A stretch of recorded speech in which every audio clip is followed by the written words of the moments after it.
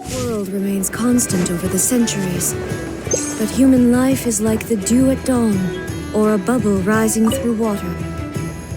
Ah, Traveler, Paimon. It's been a while. As it happens, there is a letter here for you. One moment. Here.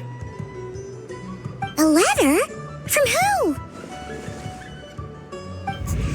Dear Diary, I'm Kale. I work as a trainee forest ranger under my master, Tainari. I'm also studying at the academia. I've been getting better and better at reading lately. Mr. Al-Haytham says that the written word is a crucial medium for exploring the world and understanding oneself. That's why I decided to start this diary. That said, what should I write about? Things are pretty quiet in Sumeria these days. Life is good. Every day is a fulfilling and happy one. When I think back to the days when I suffered from Elazar, or way back to when I was injected with God remains, I'm in a much better place now. I hope it stays that way forever. I'll leave it there for now. Master said he'll take me shopping in Sumeru City today, which is great because I've been meaning to visit the toy seller at the Grand Bazaar for a while now. Kale, time to go. Yes, Master! Huh?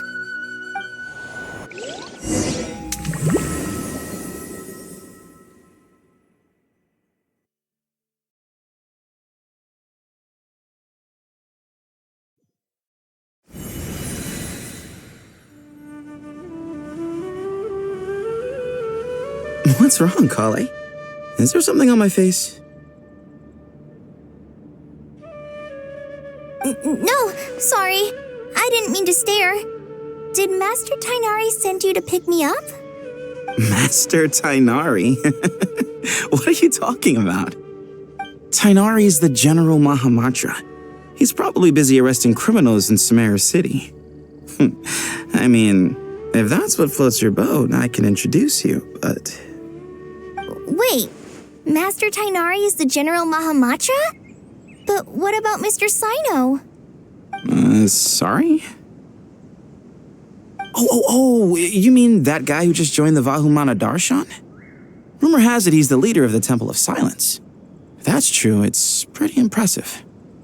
Sounds like you've been getting to know more and more people since you joined the academia. That's great, but don't let your forest ranger duties fall by the wayside, okay? What's going on? Sethos is acting like he's my master, and Master Tainari has taken over Mr. Sino's job. Is this some kind of prank? If so, it's a weird choice of prank. But anyway, Sethos doesn't look like he's joking. What is this all about? Hey, you're zoning out again. I'm gonna buy some tools for the rangers. Why don't you stretch your legs a bit? It's been a while since you last visited the city, right? Wait! He's right. It has been a while since I last visited Sumeru City. Was it always like this? I mean, it feels familiar, yet somehow something seems different. Is this really Sumeru City?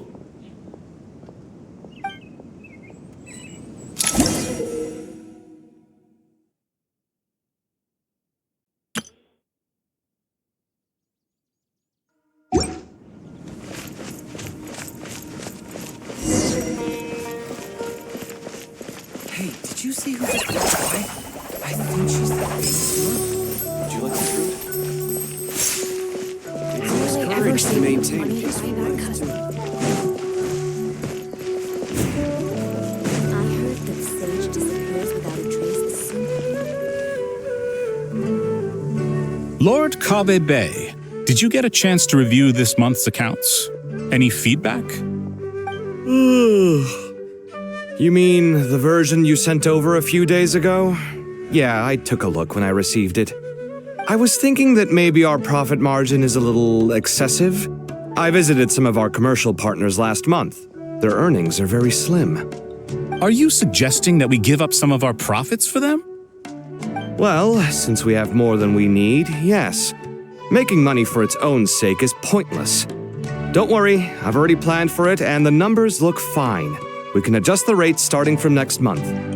Also, about that designer you hired, I've had to revise his proposal 3 times now, but he just doesn't seem to... Let's cut our losses. Pay him his fee and send him on his way. I'd like you to get Layla on this instead. She was Cyrus's student and she designed the Palace of Alcazarzaray. Seems like a much safer choice. Who's sneaking around over there?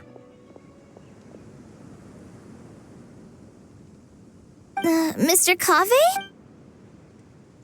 Do you recognize this person, sir? Yes, it's all right. We've met. This is Kale, Sethos' trainee. He brought her along the last time I went for drinks with him. What brings you to the city, Kale? Is your master here too? No, this is all wrong!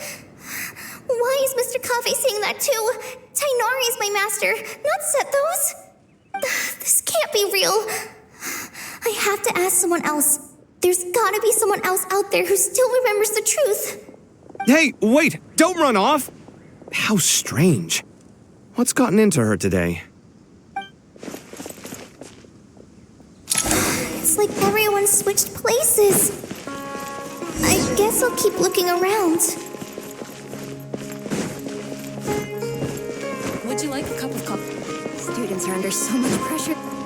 Lots of visitors today, I see. Welcome all. It's been a while. Hey, Rahman. You know that guy who sells face powder on Treasure Street? I haven't seen him around in a while. Any idea what happened to him? Oh, you mean a Hongar? Yeah, he got into a brawl with Shavirme on Treasure Street. He's been banned from setting up shop there for now. Seriously? Oh, well, that's a shame. I was planning to pick out some makeup for you. Oh, don't worry about it. The legendary Flame Mane discussing makeup with the Zubair Theater star dancer. Now there's something you don't see every day. Flame Mane? You know, I'm not actually sure when people started calling me that. Maybe the other Eremites thought I needed a fiercer title to scare people off? To be completely honest, I think the title would fit you better than me, Dia. You think? Can't say I've never imagined myself as a merc. If I ever give up the dancing, maybe I'll head to the desert and give the eremite life a try. You would? Is that so strange? Oh, not at all. In fact, I've actually had similar thoughts before. If I ever get tired of sleeping out in the wild, I think I might go look for a job at the Zubair Theater. I've adored the dance of Sub-Zeros ever since the first time I saw you perform it. If the chance ever came up, I'd love to try it out on stage for myself. Really? If our manager Sataria heard you say that, she'd hold you to it. Probably grab you by the sleeve and never let you go again. Hey, when that day comes, I'll do your makeup myself. How's that sound? Sure. If the day comes, I'd be honored.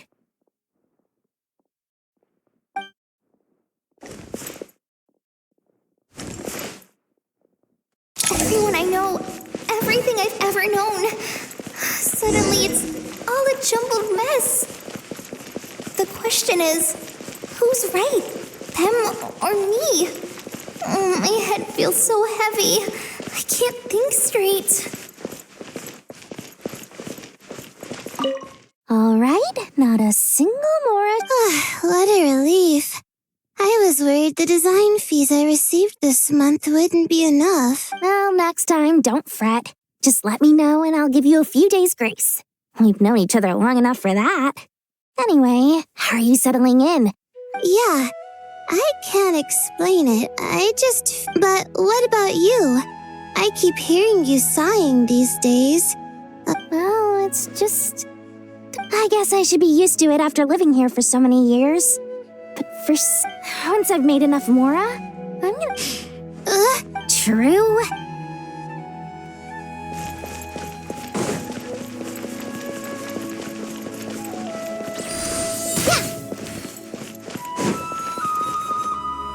Mahamatra Tainari, we've apprehended the suspect. They say that the fool is prone to blind faith, but the wise man is not immune to it either. Suraj, do you have anything to say in your defense? Tainari, you were the one who turned the sages against me. Just a few words of caution from you was all it took to destroy my research. And now you're trying to stop me again? You should know that mechanical life is the future. We must cast aside our useless flesh and... That's enough. I'm not in the mood to listen to your lunacy. Anyone could tell you how amateur your work is. Karina, Ilias, put him somewhere safely out of the way. Yes, sir. Next on the agenda is... Master? What is it? Wait, did Professor Zahahati send you? She's been encouraging me to take on an apprentice. Might be getting a bit ahead of herself there, though. No, Master! It's me! Kale!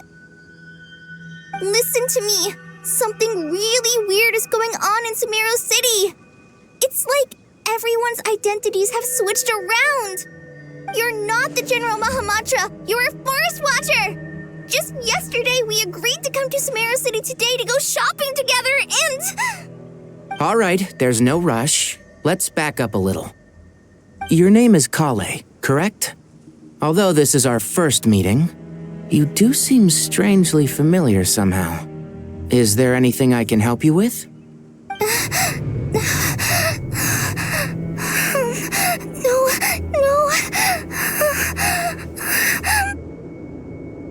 Master!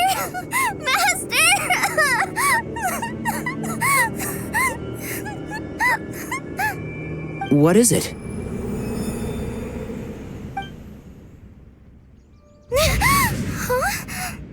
Did you have another nightmare? I've told you before, when you're tired, lay down on your back in bed and get some proper sleep. It's much better for you than napping on your front. Poor posture obstructs your breathing, which can lead to all sorts of weird dreams. Now, we're supposed to go shopping in Sumeru City today, remember? Cheer up. I'll take you to Hushang's. I heard he's got some new toys in stock. Go wash your face, take some deep breaths, and when you're ready, we'll head out. Okay. Thanks Master Tainari. So it was just a dream.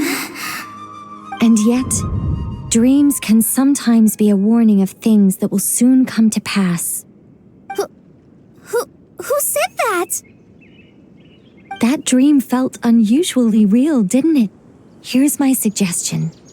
Since you're heading into Sumeru City anyway, you may as well tell Lesser Lord Kusanali about everything that happened.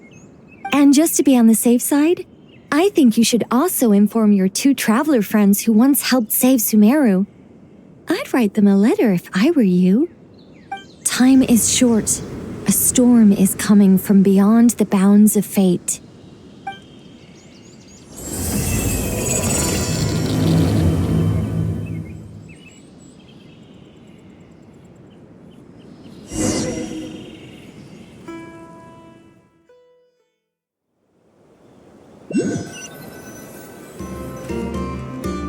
What a strange situation.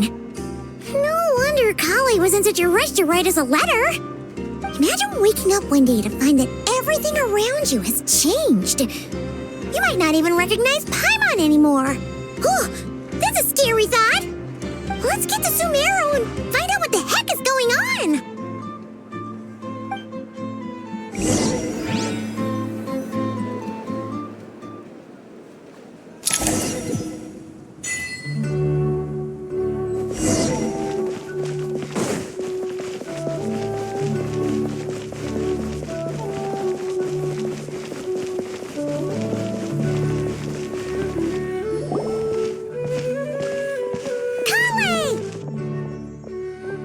Traveler! Paimon!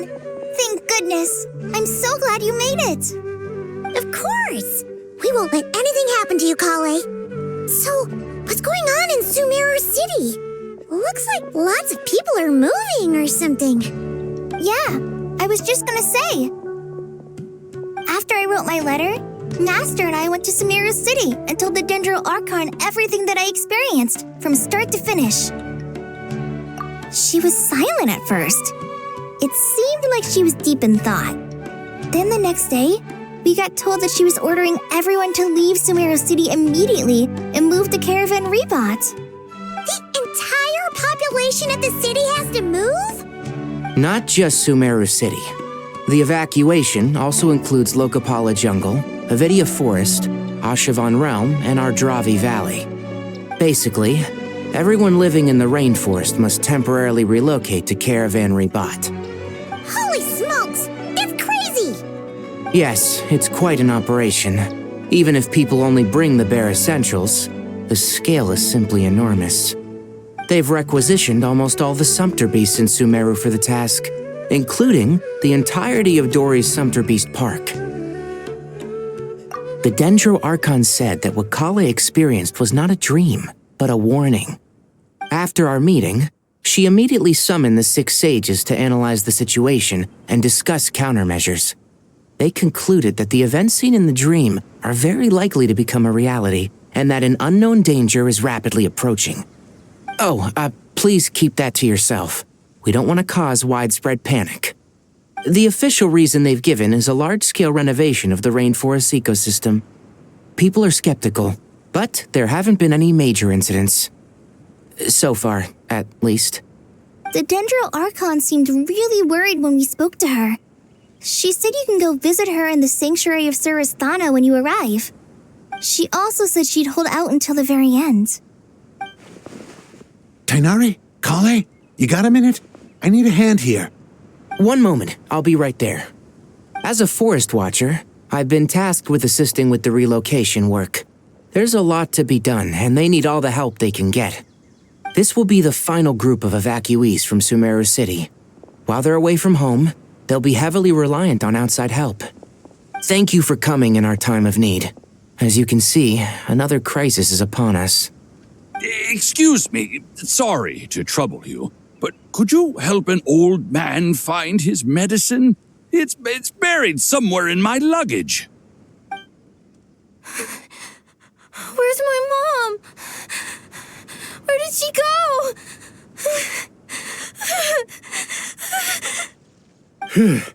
Don't worry. It'll be okay. Those items are worth a small fortune. Make sure you store them somewhere safe. You understand? I bet you thought you'd get away with this in the chaos, huh? Guess again. No petty thief gets past me.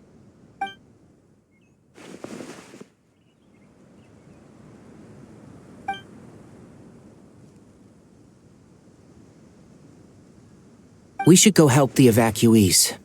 See you around. I'm so glad that you believed me and came all this way to help. It means a lot. Please stay safe. Don't worry. We may not know exactly what's going on yet, but as long as we stick together, we'll find a way through this. Goodbye! Look after yourselves! Will do. See ya! Paimon's not sure how she found the words to comfort Kale because, honestly, she's kind of nervous herself. Let's head to the Sanctuary of Surasana and see Nahida.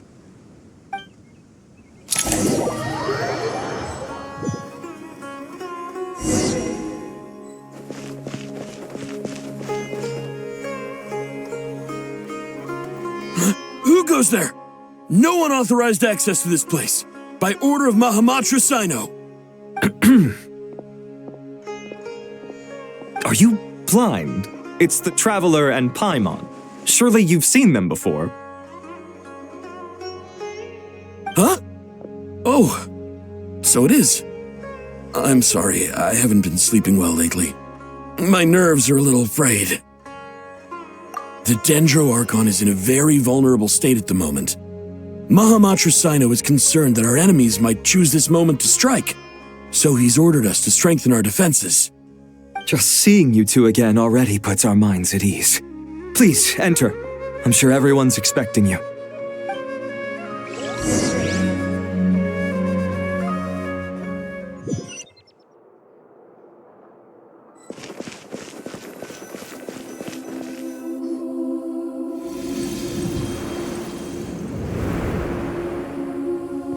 Traveler, Paimon, you made it. Aha! Perfect timing. Reliable helpers like you are just what we need right now. Oh, it's good to see everyone again. Kale gave us a rough idea of what's going on, but we still have a lot of questions. What kind of danger is Sumeru City in exactly? And how come everyone has to move to Caravan Rebat? At this stage, we can't be certain. We're investigating, but no definitive answers yet. I take it that Kale told you about her strange dream? Yeah. Apparently, everyone in Sumeru City was acting super weird. Even you guys. It was like you'd all switched places. That's right. Kale and Tainari reported the situation to the Dendro Archon. She believes that it wasn't merely a dream, and that whatever it was has something to do with Irminsul. It's a reasonable inference. Only through Irminsul can people's memory and cognition be so significantly modified in such a short time. We don't know why Kale would dream of these things, nor who was trying to warn her. The Dendro Archon decided to connect to Irminsul to investigate more thoroughly. Irminsul is connected directly to the ley lines. The tree serves as a central hub where the ley lines converge, and its core function is to record and store the world's knowledge and memories. But something has gone awry, severely compromising the performance of this core function. Information is bottlenecking inside Irminsul, hampering the ley line's flow.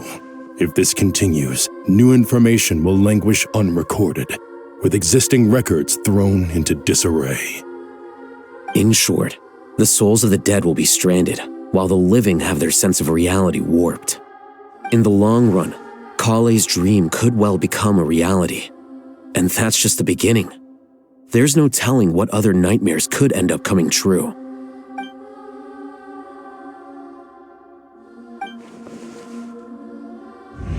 I have come this far, to use my death to open the gates of the ley lines to my people.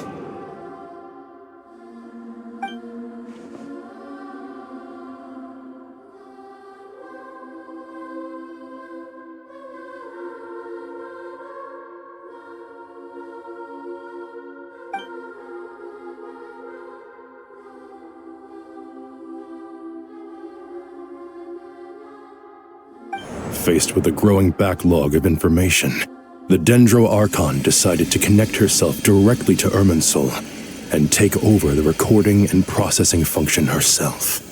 But it is an almost impossible task. Individual brains aren't equipped to deal with the sheer volume of knowledge and memories involved. All that information flooding in at once would instantly fry any human mind. And for a god, even for a god, the suffering must be unimaginable. The Dendro Archon's power originates from Irminsul. Any issue with the tree itself takes a toll on her to begin with. On top of that, she's subjecting herself to the grueling task of processing all that data. It must be torture for her. And despite all of this, she is somehow finding the strength to investigate the Irminsul situation from within and send us her findings. I finished analyzing the latest data. Looks like our working theory was wrong. There's no signs of Irminsul having been attacked from the outside. So it's internal then? Some sort of disease, perhaps? No. I've spent half my life studying the ley lines. If Irminsul malfunctioned this easily, the world would have met its end long ago.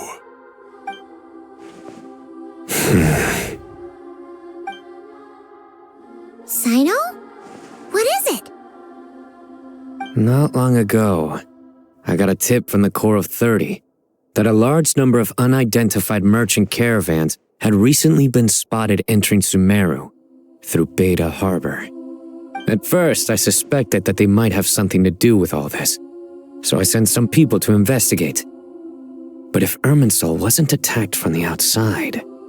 Don't you think there are more important things to worry about right now than guessing who's behind all this? It's been over 12 hours with no new intel. If even the Keeper of Irminsul is this badly affected, you can imagine how bad things are in there.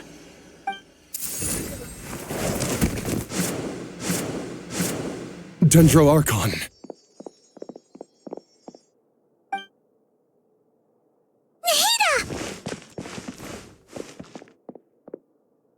What's wrong? Her breathing is weak, and her elemental energy levels are dangerously low.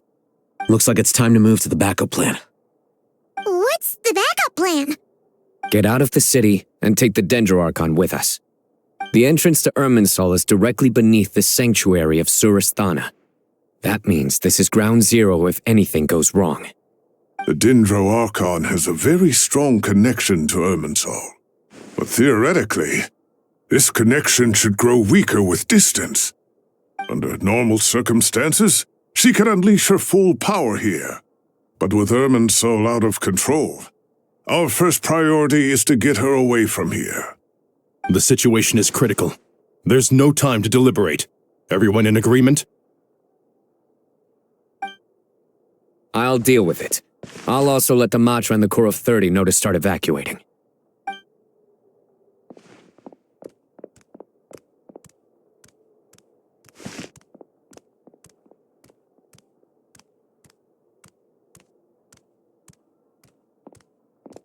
Let's go. No sense grieving when there's nothing more we can do. Agreed. We'll be back as soon as this is over.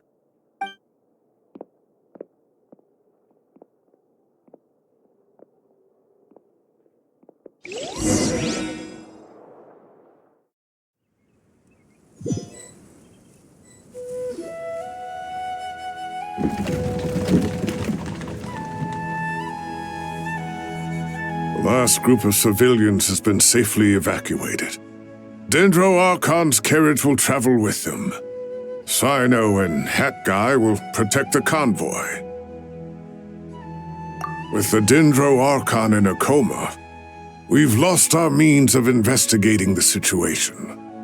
And with Irminsul still deteriorating, we have no choice but to evacuate Sumeru City. Feels as though we're being pushed along by an invisible hand. Stop moaning, Cyrus. We're the teachers here. We should be showing a little more confidence, don't you think?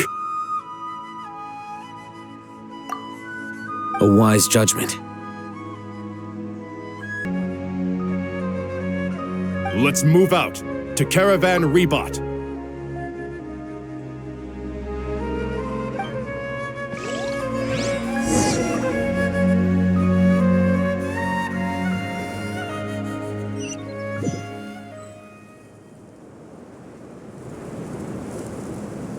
Sir, all units are in position.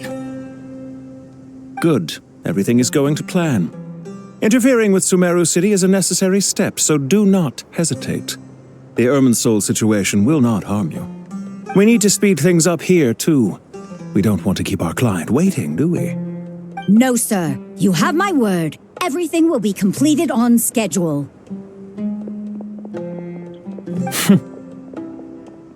They say that fervent ambition attracts the favor of the gods, and with it, a vision. But we appear to be the exception. So, is our ambition not strong enough? Or does it threaten the very foundations of this world?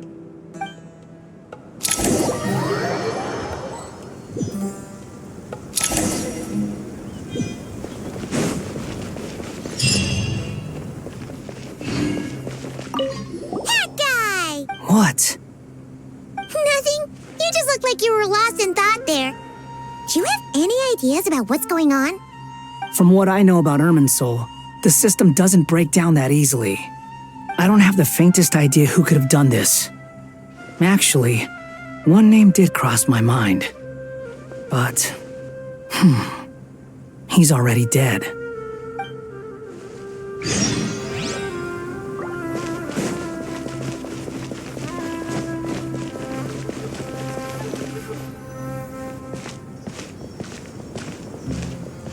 How is the Dendro-Archon? Her breathing is steady. I prepared some therapeutic incense for her, but it hasn't had much effect. Her vitals are still very weak. Based on the information you've provided, I have a working hypothesis. Her condition is partly due to Irminsul's influence, and partly due to a physiological imbalance caused by the rapid depletion of her power. Elemental energy usually flows through the body at a relatively constant rate. The body grows accustomed to this rhythm, so when it's thrown out of balance, physical symptoms will appear. Is this similar to the ley lines? Overloading and withering both directly affect their vitality, potentially causing irreversible damage. Correct. From a biological perspective, if you overexert yourself, you pay the price with your life. The Dendro-Archon is not only drained of power, but her life force is at a critically low level. Is there any way to restore her health? I know the ley lines have strong self-healing abilities. As long as any blockages or pollutions are dealt with, they can quickly regain their vitality. But what about people? Well, gods. What's their capacity for self-healing? Before we think about that, there's a bigger predicament to resolve. Restoring the Dendro-Archon's power requires us to heal Irminsul first. But that will be extremely difficult without the Dendro-Archon's power. Paimon's already getting lost here.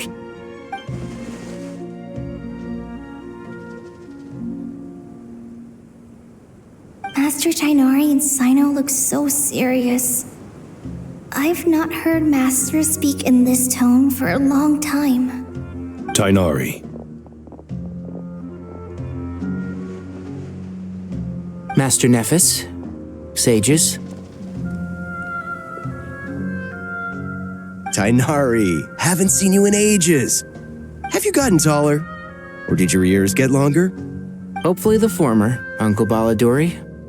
Sino, where's Professor Cyrus? I thought he'd be with you. He went out into the wild to investigate the situation. He said that the Irminsul anomaly will likely start to affect the real world soon. He shouldn't be trotting around alone at his age. Which way did he go? I'll look for him later. Would someone mind introducing us? Ah, yes, of course. Allow me to do the honors. I'm sure we're all familiar with the Traveler and Paimon. They're the heroes who helped foil Azar's conspiracy and save Sumeru. These gentlemen and I are the 6 current sages of the Academia. Balduri and I are part of the Old Guard, while the other 4 took office after Azar and his clique fell from power.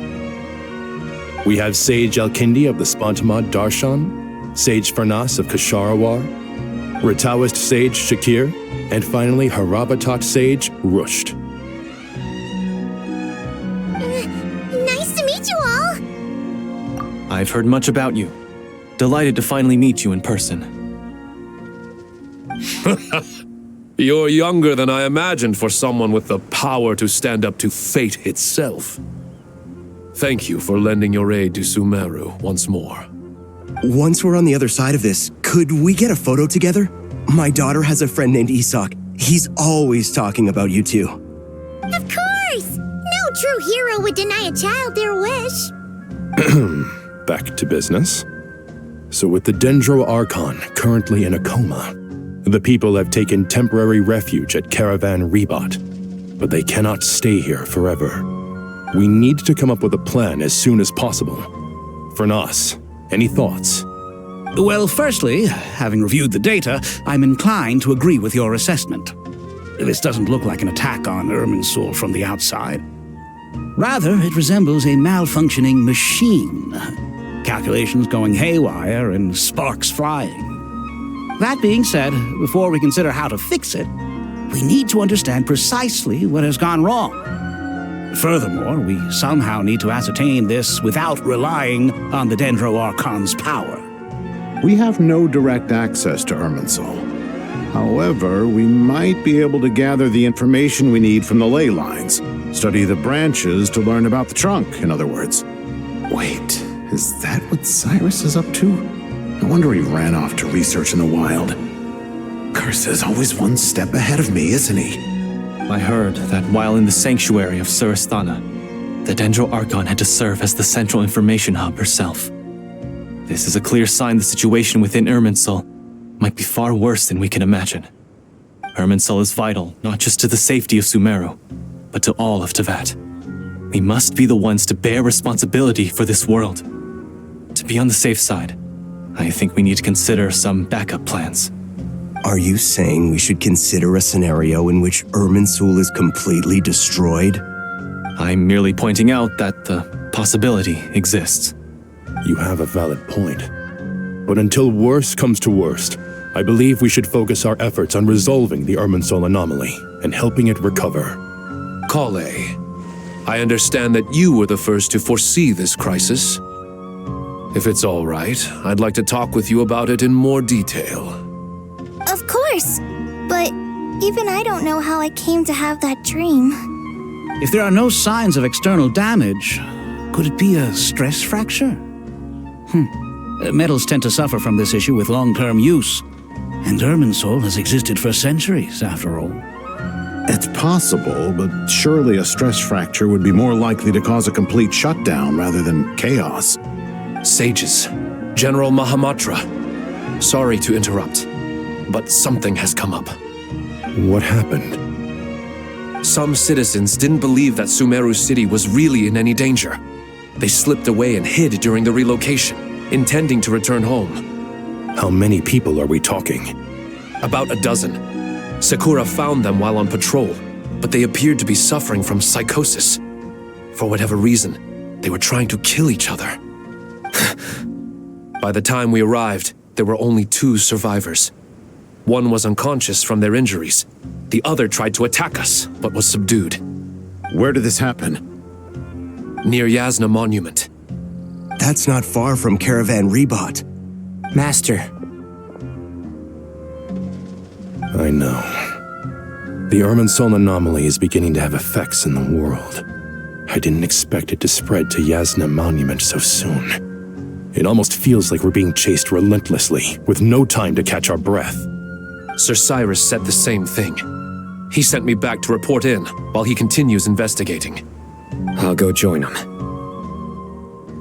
Count me in too. Don't let my age fool you, I can still fend for myself. Very well. Meanwhile, the rest of us will continue discussing our next steps. Get back soon. Take care of yourselves. It's getting dangerous out there.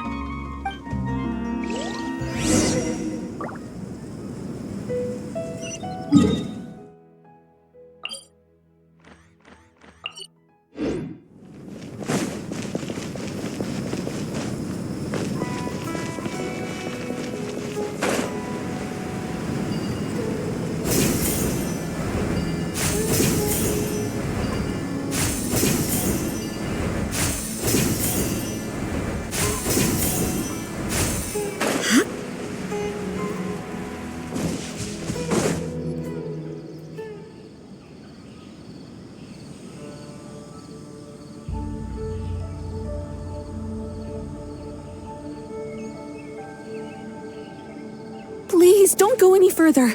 As you get closer to Sumeru City, there's no knowing what dangers you might encounter. So this is our mentally disturbed man? I'm going to gut you all!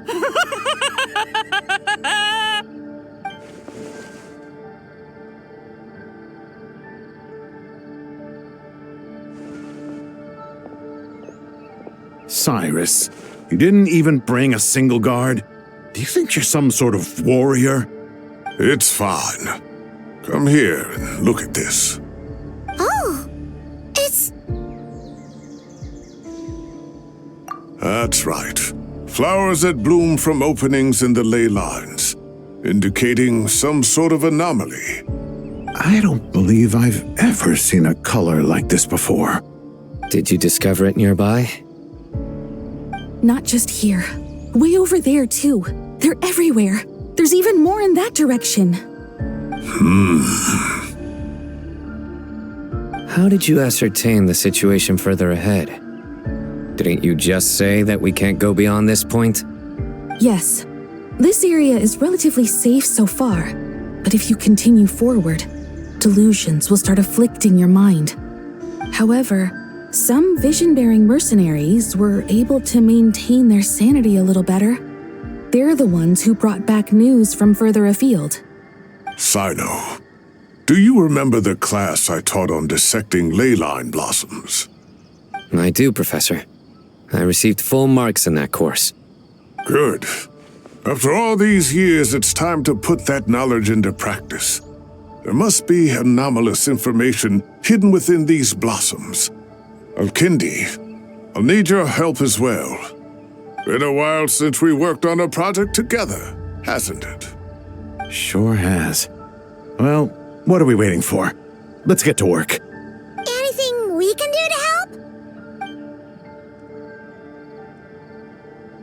Will you need my help?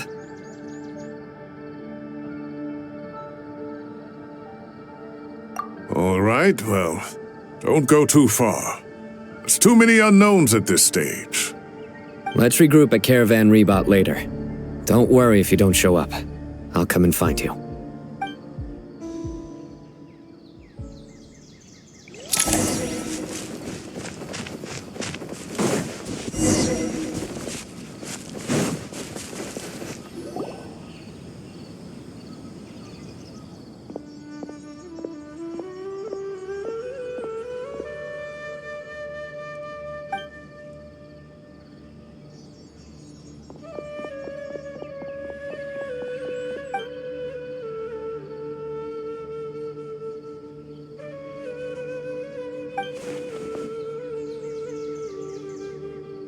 That should be the heart of Oasis.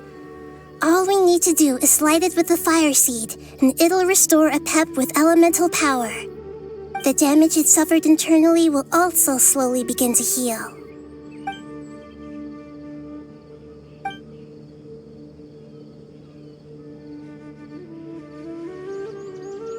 What is it? You thought of something? Really? Then let's get back and tell the others!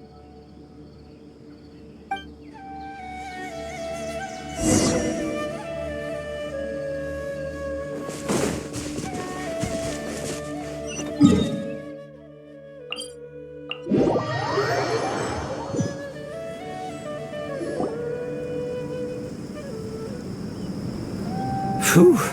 Glad to see you've returned safe and sound. Any longer and we would have gone out looking for you. Well, this is a nice surprise. Paimon sure feels better with everyone we know here. We've made some progress, so let's start by giving you and Paimon a quick update. By dissecting the ley line's blossoms, we've been able to deduce that although Irminsul is experiencing an anomaly, it has not completely rejected access from the outside. The Dendro Archon has the power to connect to Irminsul, but there's also another way. I assume you recall the devices everyone was wearing when you first arrived in Sumeru? Devices? Oh, wait. You mean... The Akasha terminals? That's right. Of course! It's been so long, Paimon almost forgot all about the Akasha. Wasn't it shut down, though? Yes, but although the system isn't currently operational, the technological infrastructure is all still there. And it turns out that a certain someone gets so bored at work that he's actually read through every single one of the instruction manuals. No prizes for guessing who that was. If praising others is that embarrassing for you, you can simply spare yourself the ordeal. As much as it pains me to say anything nice about him, there's no denying his intelligence. He rarely forgets anything he's read. The Akasha is exactly what Sumeru needs at this moment. Between us, we should have all the knowledge and expertise we need to get it up and running again. But if I recall correctly, doesn't the Akasha need a gnosis to function? That's exactly right. The Akasha relies on the gnosis as a power source, and in its absence, we'll need to find an alternative. To tackle this problem, it looks like we'll be relocating once again. Mainly to the Temple of Silence. Ring any bells? It's the only major institution in Sumeru dedicated to preserving the knowledge of King Deshret's civilization. You might find the answers you're looking for hiding there. I agree. There's a good chance. Master Nephis and the other sages have discussed it. As the chaos from Irminsul continues to spread, Caravan Rebot won't be a safe haven for much longer. We have to move into the desert next. The scholars and sages will head to the Temple of Silence, while the civilian population seeks refuge in Aru village. The Eremites will keep everyone safe during the journey, and Candace will be there to receive us at the village. This leaves us just one thing to worry about.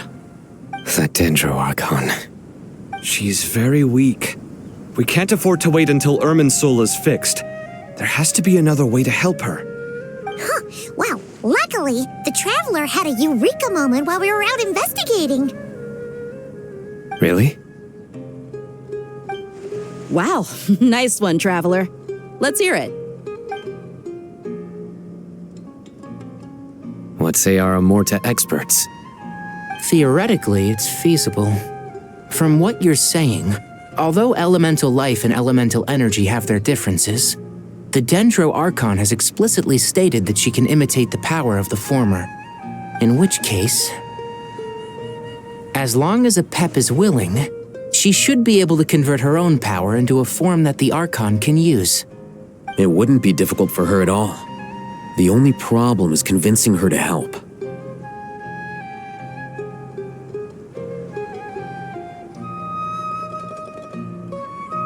Yeah! Even though she wasn't exactly friendly the last time we met, she didn't refuse to talk with us.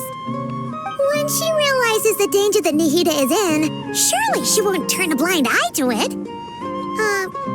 Well, hopefully not. Either way, we're not exactly spoiled for choice here. Hey, it's better than having no options at all. I agree. Without Irminsul's aid, the legendary Dendro Dragon Apep may well be the only living thing in Sumeru who can help our Archon recover her power. There's no time to lose. I'll bring this proposal to Master right away. If he and the other sages agree, we'll split into 3 teams.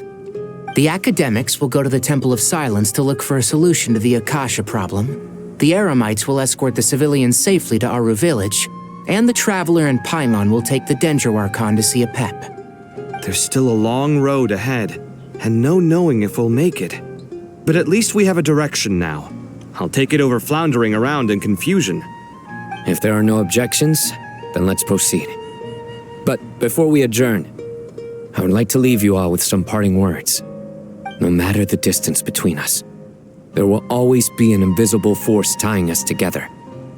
May the bonds forged in the past shine bright like stars and open a new path before our feet.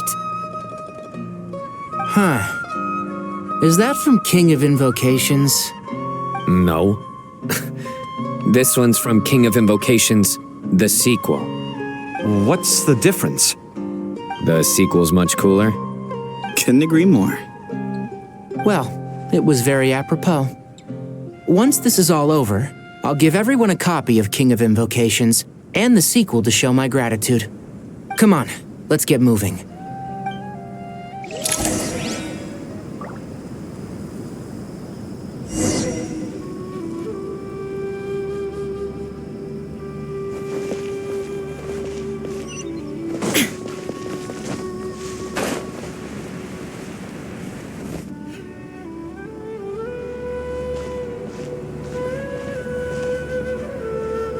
Tainari has brought me up to speed. I approve of your plan of action, but we can't proceed with everything right away. The people need to rest. For many of them, this will be their first time in the desert, so we'll need to find additional personnel to help escort them. You two, please go on ahead with the Dendro Archon. Let's rendezvous at the Temple of Silence later. No problem. We got this. Words can't express my gratitude, so let me just say, I hope everything goes smoothly for all of us. Goodbye for now. All right, let's get going. If Paimon remembers correctly, the last time we saw a Pep was in... Traveler, Paimon. Could I borrow you guys for a moment? It'll only take a second. Kale, what's the matter? Well, the thing is, Master Tainari once told me, after you raise a problem, you should think about how to resolve it. But ever since I had that dream, I feel like I haven't been of any help at all. I tried my best to keep up with the conversation, but there was so much new information, I couldn't take it all in. So, I just wanted to ask, do you have any tips for me there? Paimon knows exactly how you feel. But fear not, everything you need to know is right here in Paimon's notes. Sumeru chapter. It's got tons of info about all the things we've seen and heard on our adventures. Some parts are a little simplified, but hopefully it all makes sense.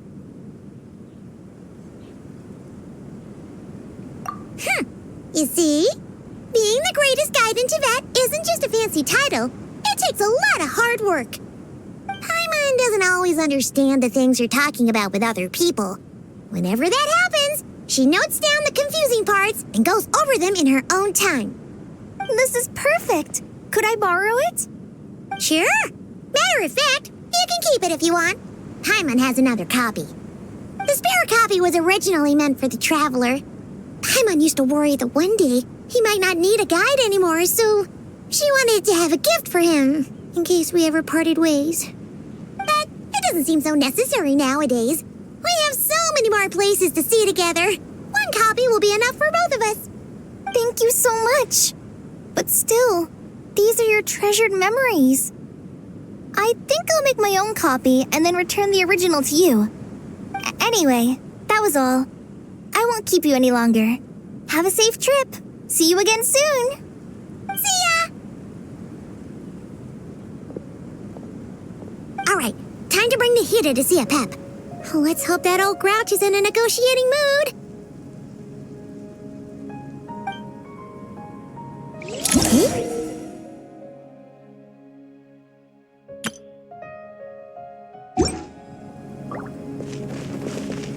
Actually, never mind.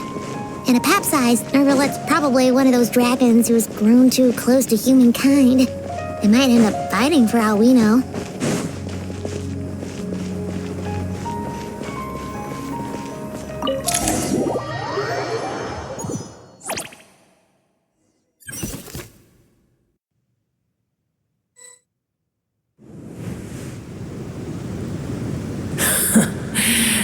I had a feeling your kind might come calling. The ley lines are in disarray. Something has gone wrong with Irminsul.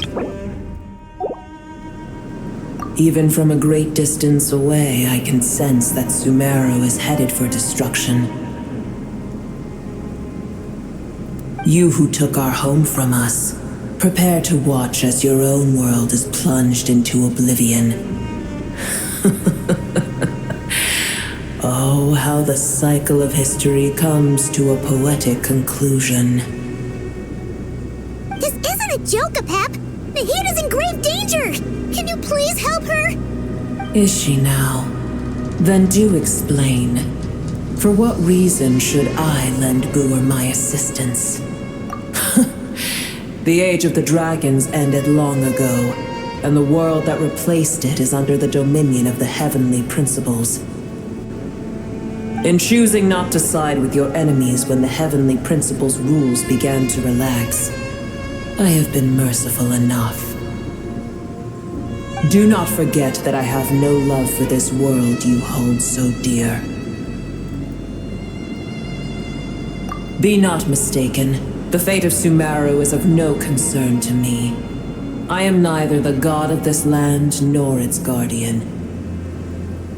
I may have given my tacit agreement as your kind built homes here and multiplied for generation upon generation. But that does not mean that I bear any responsibility for Sumeru. Tiny boor, puny humans. In my eyes, all of you are but intruders who followed in the wake of the heavenly principles.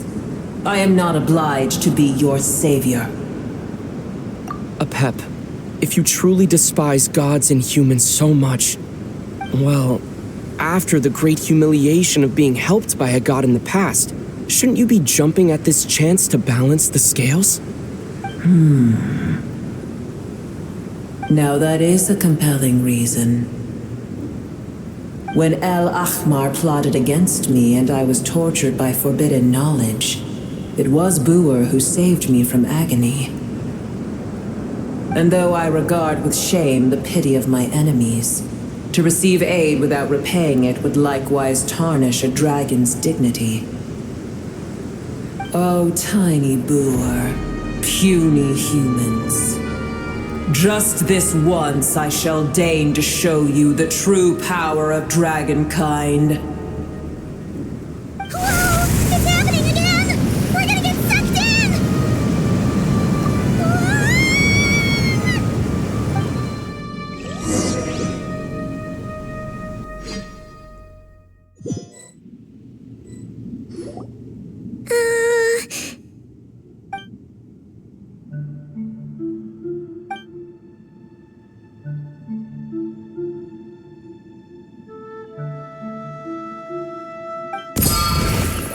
It is done. The heart of Oasis is supplying her with life force as we speak. It shall not be long before she recovers. But I should warn you, Boer's existence is closely intertwined with Irminsul. Unless the issues plaguing it are resolved, she will never completely recover her former strength. Thank you. Spare me your words of gratitude. You may also spare me your feigned concern.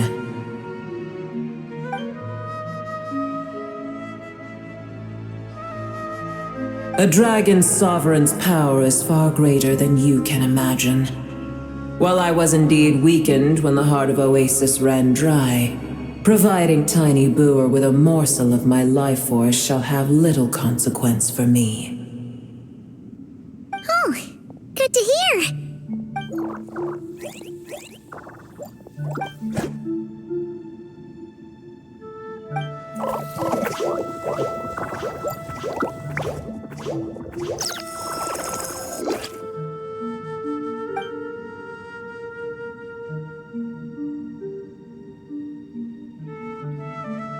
Ever held in high favor, I see.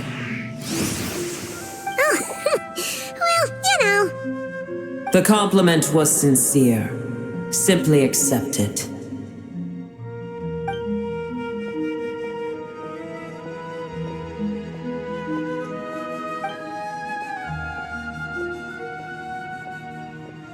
I did once.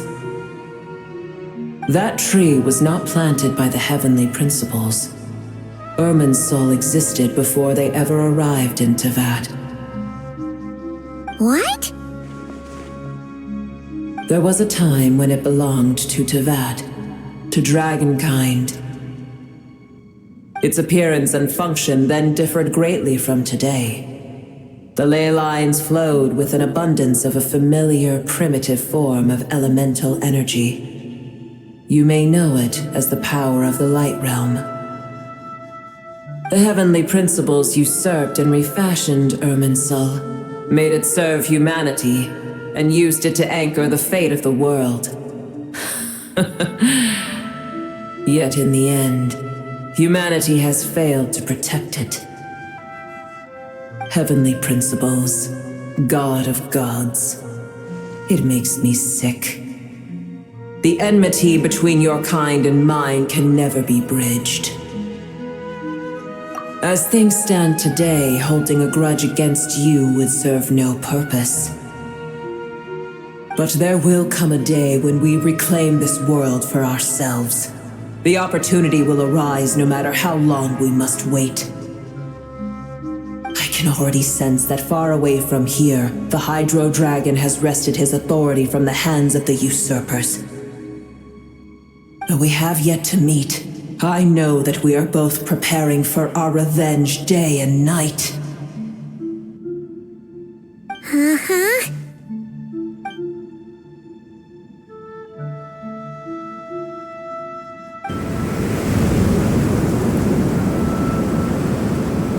I hear a great disturbance out there.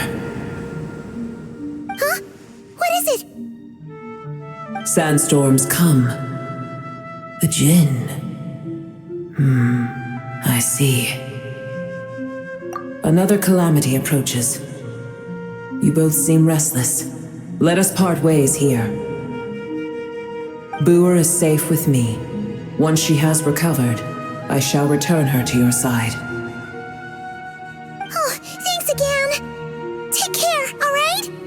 I told you already I have no need of your feigned concern.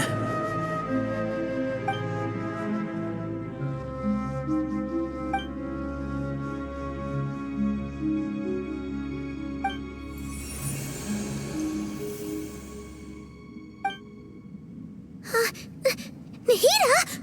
You're awake! Are you okay? Cease your interrogation. Yes, she awoke for a brief moment, but she has now lost consciousness again. Take it. We shall talk more at another time.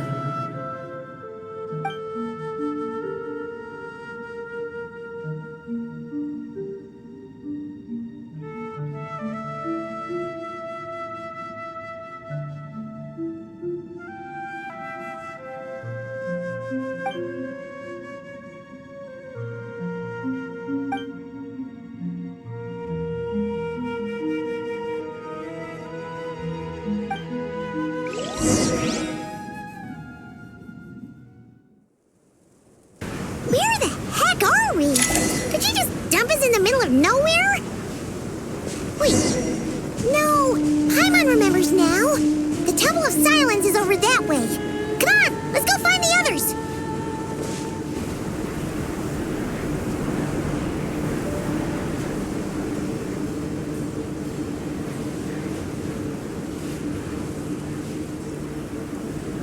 There's no need for everyone to stay here.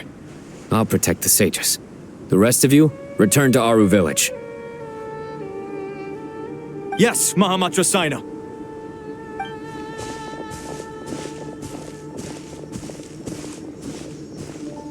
Sino, what's going on? You're back. How is the Dendro Archon? What a relief. It's the Jinn. Countless Jinn have stirred up violent sandstorms across the desert. Block.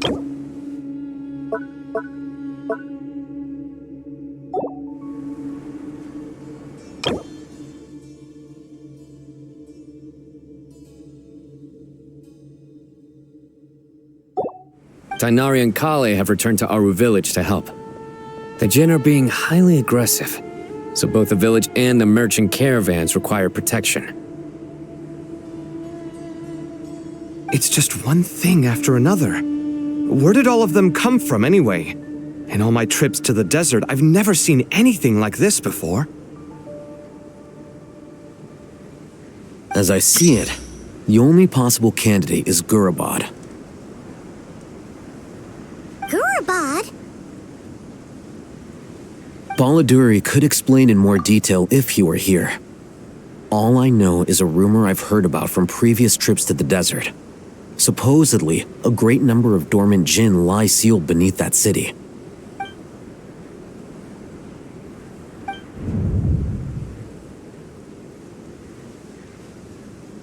Gurabad is, for me, a fated land. I must therefore return back to this city, where my destiny awaits me still. My master, I am sorry that I couldn't stay by your side for long, and that I could not have more time to get familiar with you. Lalapar.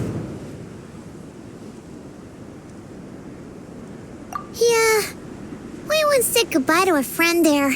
Well, maybe not a friend exactly, but someone we met on the road anyway. She was a strange bottle. If we can find a way to wake her up, maybe she can help solve the situation in Gurbad. Well, be careful. You may find there's more than just the Jinn to worry about. You mean there are other dangers in Gurabad? It's a sensible assumption to make. The moment we arrived in Caravan Rebad, the Irminsul anomaly started spreading in that direction. Now we've moved to the desert, and suddenly we're plagued by Jinn and sandstorms. To call it a coincidence would be a stretch. Don't worry, we've gotten a lot stronger since our last stint in Sumeru.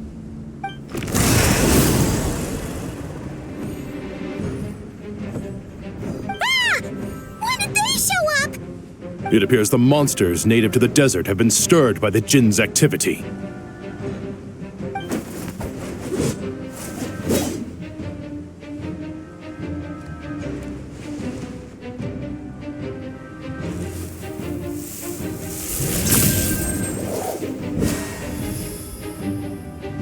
You should get going. We'll take care of things here.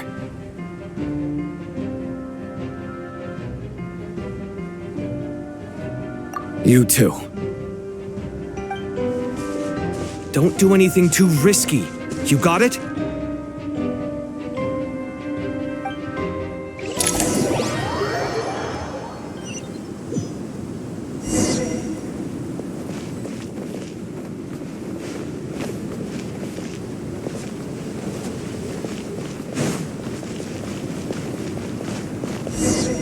The Jinn are swarming out of Gurbad! Looks like Alhazen was right! Let's get inside and see what's going on!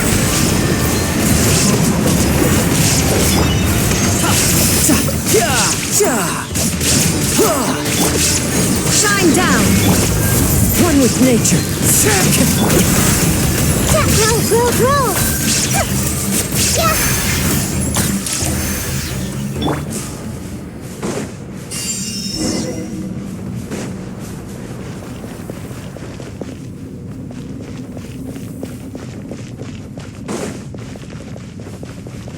They just keep coming! How many of these things are there? We'll never take them all out! Let's just head further inside for now! Absurd!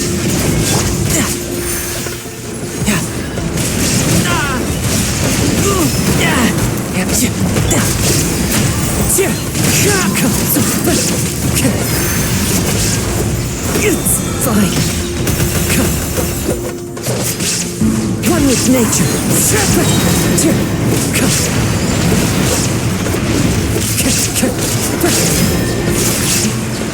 Into the wind. As one with wind and cloud. One with nature. Illusion shattered.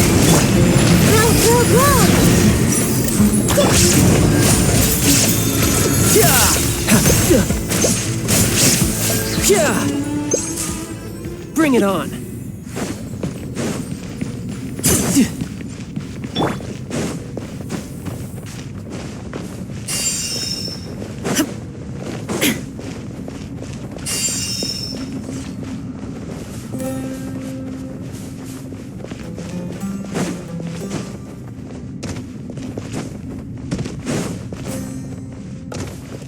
Target spotted! All units at the ready. Chili! They must be using this place as a stronghold! Are they the ones behind all this?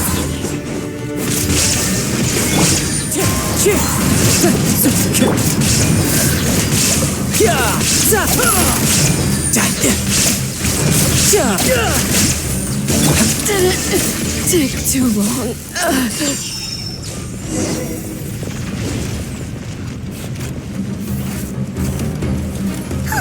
Fighting Jinn with one hand and Fatui with the other? This is pure chaos!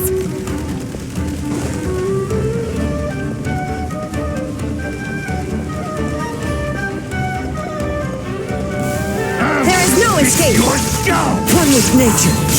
Clouds high. The birds call. You're mine.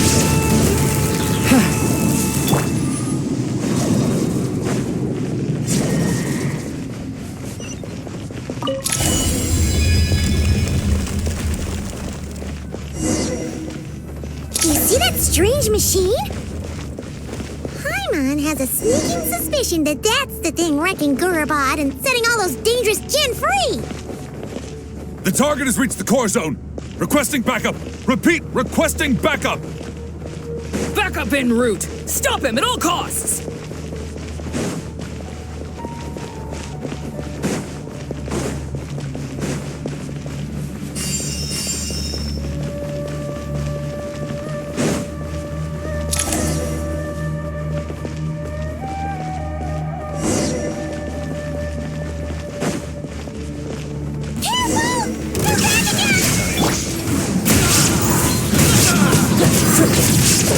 Fallen leaves, adorn my night!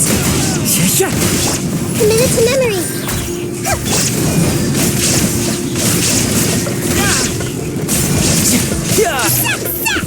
Nice one, Traveler! Let's keep going!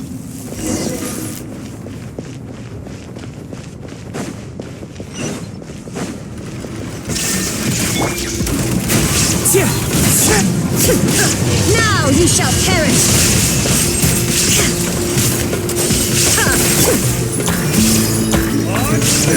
Sharing my knowledge! Back over here! Shouldn't let your guard down.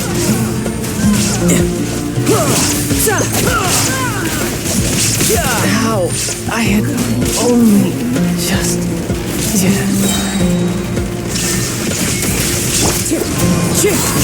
As one with wind and cloud! The wind knows me. Make yourself at home!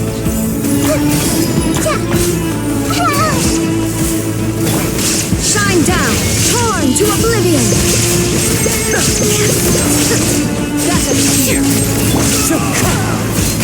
Fallen leaves, adorn my night!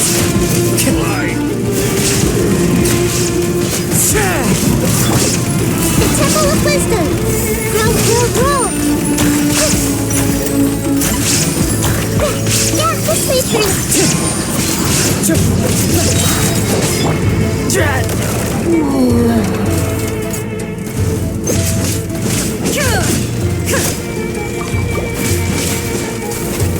There is no escape!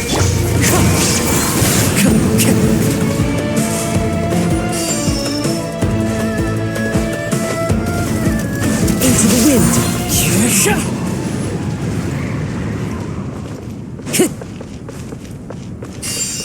Time to go!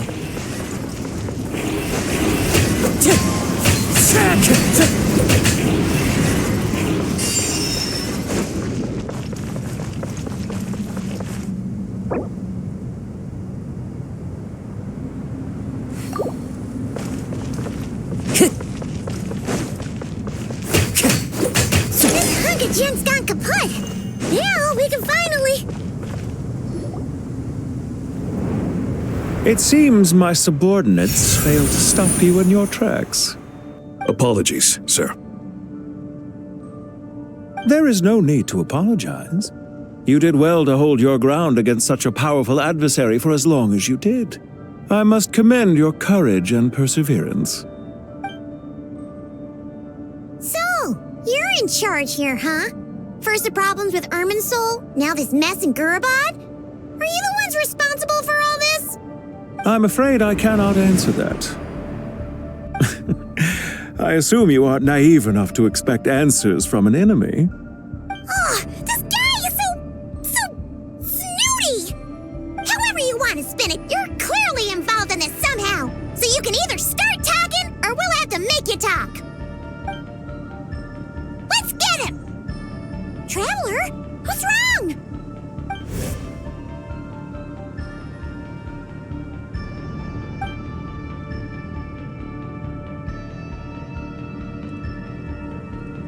You're remarkably calm.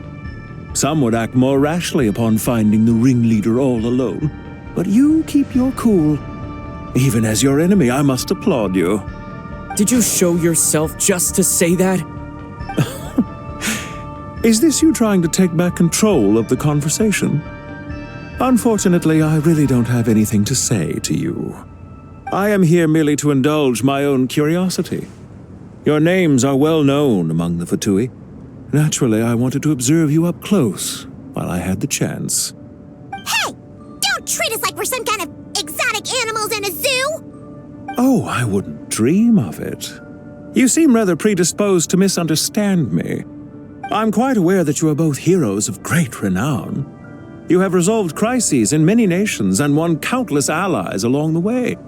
I've been following your adventures with great admiration.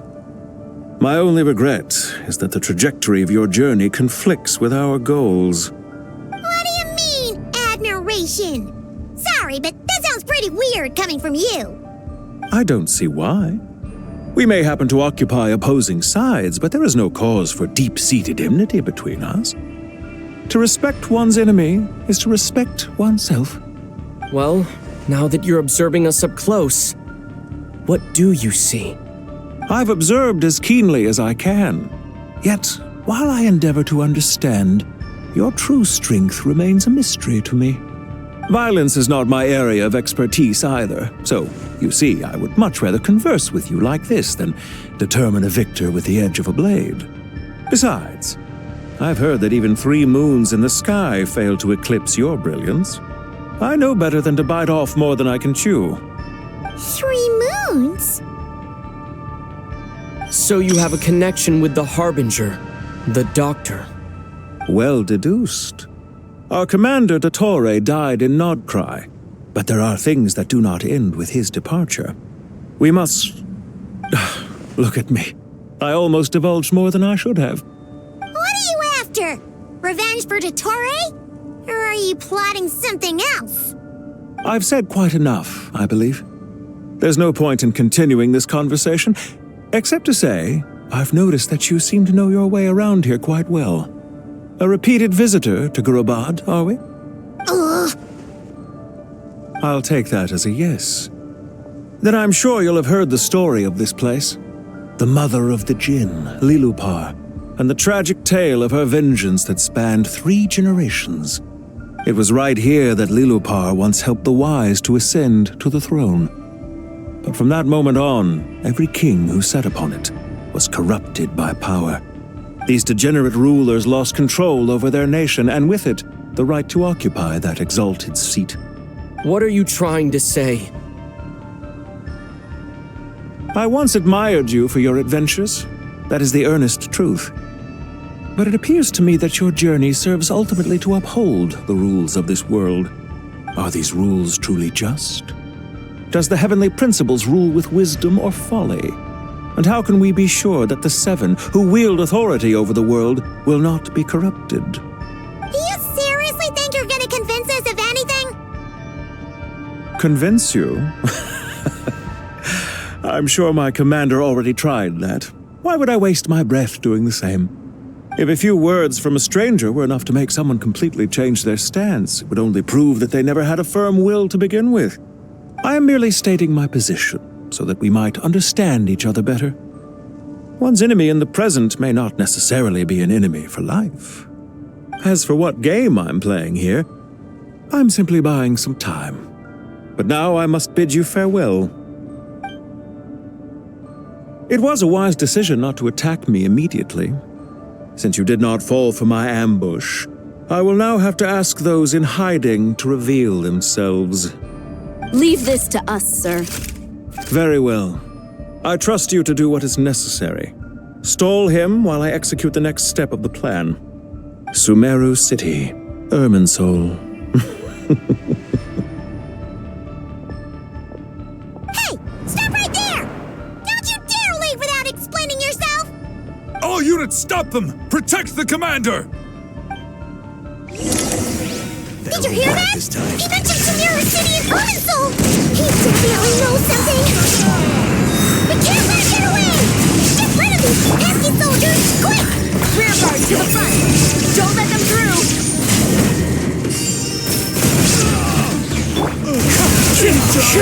Get that thing in position! One with wind and cloud! Hold on! Just a little longer!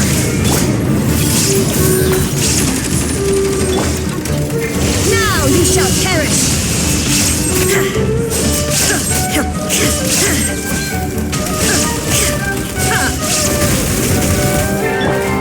Make yourselves at home. A minute tonight. Don't understand. Clouds high, the birds calm, the wind knows me. Time to go.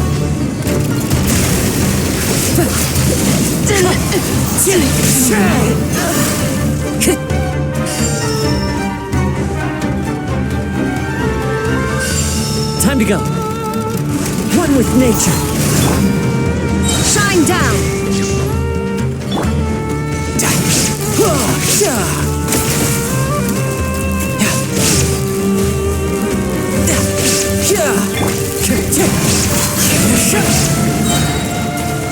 As one with wind and cloud. We finally beat them! That mysterious guy can't have gotten far! Let's catch up with him!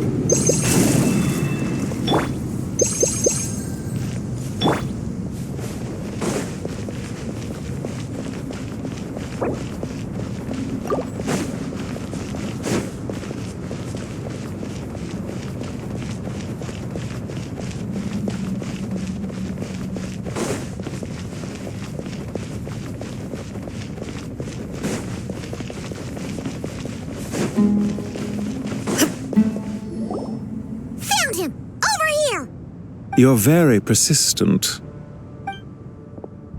Hey, you! Stop running and explain yourself! What are you trying to...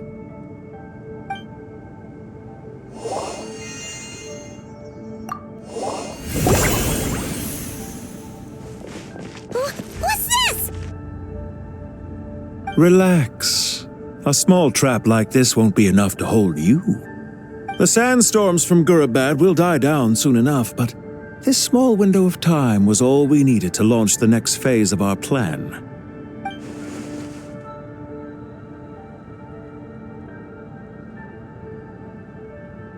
Don't be discouraged. I knew that someone would come here eventually, so I planned ahead. Where to chat with you, which door to exit from, even which mechanism to wait by for you. I thought through every detail. You, meanwhile, know nothing of who I am. So far, you've only heard my voice, and for all you know, it may not even be real. But not to worry. This is only our first meeting. It shan't be our last. Just answer me one last question. Why do you continue to follow Dottore? He has conducted countless cruel experiments, even on his subordinates. Follow isn't quite the right word. Let's just say even those you see as villains have their friends, even if they aren't the most sincere of friendships. When any set of rules is established, there will be those who benefit and those who lose out. People will do anything to justify what they have gained or escape from the hardship imposed upon them. Neither he nor I are tolerated by the rules of this world. We were both searching for a new order. Our ideas of the final form that should take may have differed, but our journeys took a shared path. Goodbye, Traveler and Paimon. I wish you a timely escape, albeit not too soon. I will need a little more time to prepare, after all. Hey! Come back! Wait, this dark wall. We've seen these on our adventures before. It swallows people up! Oh, I'm sorry. She shouldn't have jumped the gun! Oh, okay. He may have fooled us this time, but we'll get it back!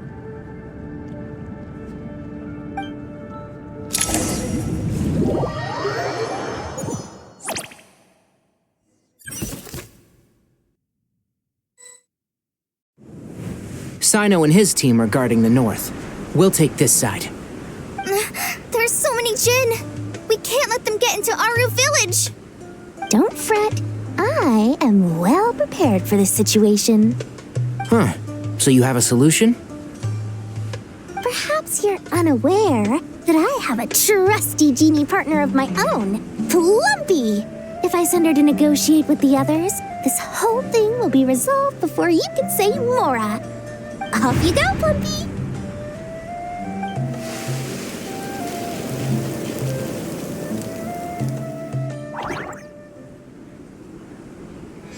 Come on, what's the holdup? 5,000 Mora. 20,000 Mora.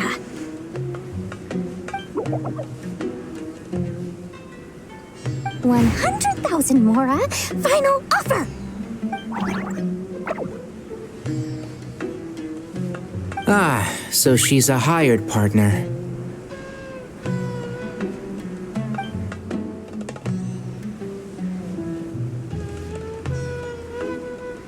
Hired partners are reliable too. Plumpy here is a highly skilled negotiator. You'll see. Just a few words from her and...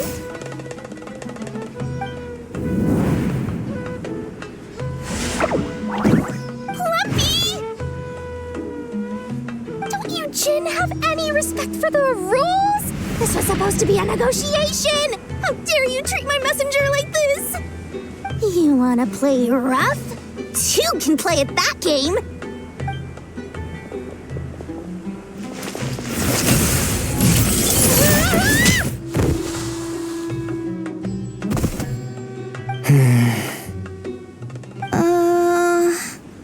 Looks like it's up to us now. Be careful, Kale. Yes, Master.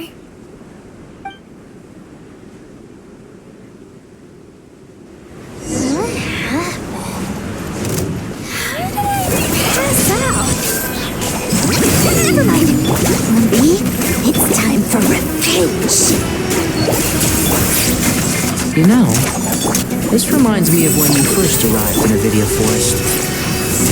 You were trying to help a child retrieve a lost toy when you stumbled upon Spino Crocodile territory by mistake.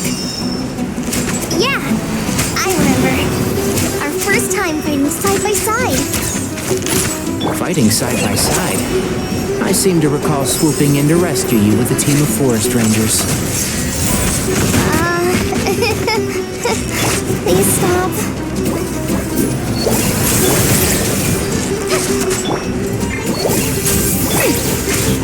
And Shroud! Yeah.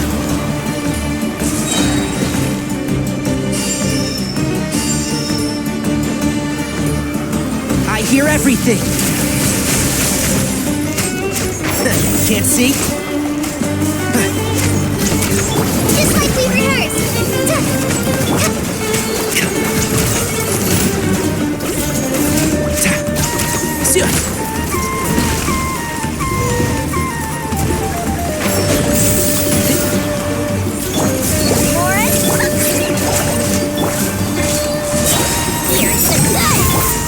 I'll uproot you! Keep up and shroud!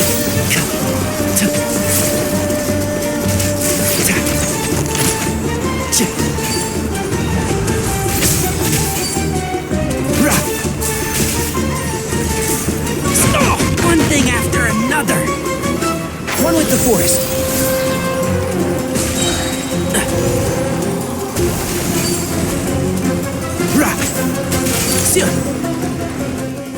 There's too many of them! I can't believe I used 12 rare items in one battle. Ugh. I shudder to think how this is going to affect this month's accounts. The sight of that glaring deficit might be more than my poor heart can take. Tainari, how's the situation on your end? We held the line, though it was a close call. But it looks like they're preparing for another attack. Has something happened? They've breached our defenses in the south. The Jin are pouring in. We're moving the villages to the north as we speak. We're hemmed in. This is getting precarious. Our margin for error just got a lot smaller. That's why we wanted to confirm your status. We need to consider our next move carefully. Bad news! Another line of defense has been breached. Kale, go with them and assess the situation. Dory and I will hold the line here. But Master! Even This is not a discussion, Kale. Don't worry about us. She clearly still has plenty of tricks left up her sleeve. Wait, you can't pin all your hopes on me! Oh, great. I've almost run out of the things I brought with me, and the rest is back at the caravan. I should be able to hold out for a little longer, but still... Master! Need any help? Huh?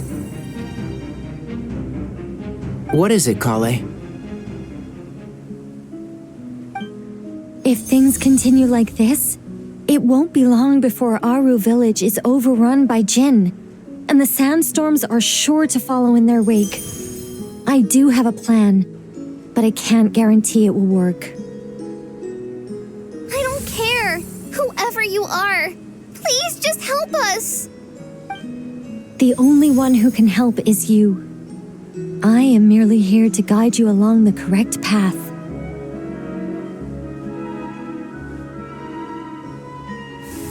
I am a spirit created at the beginning. I am a flickering illusion. I am the shimmering light that flows from the eyes of the Creator.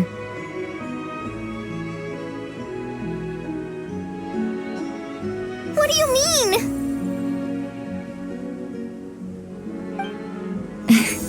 It doesn't matter. You don't need to understand it. Just repeat after me, one line at a time.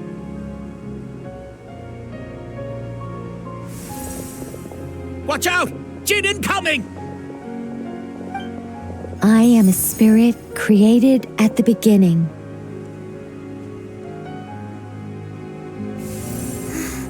Here goes nothing!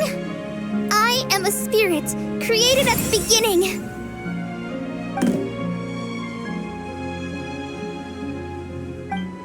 I am a flickering illusion. I am a flickering illusion.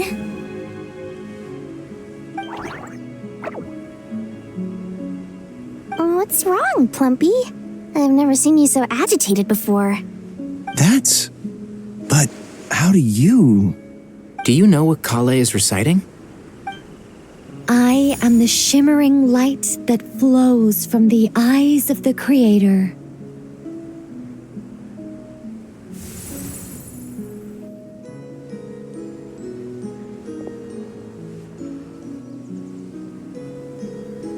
I am the shimmering light that flows from the eyes of the Creator!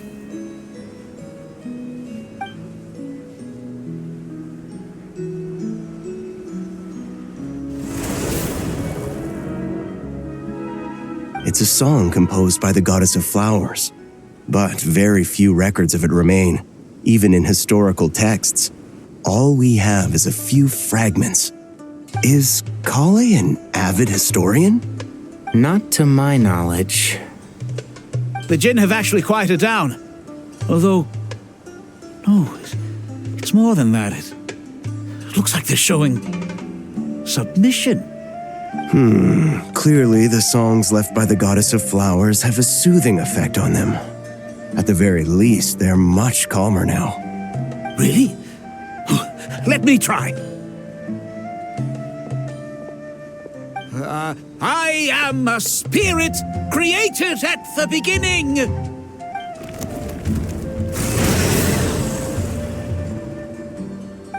Don't stay away. I'll stop. It seems like the song only works when Kale recites it. But why? Kale.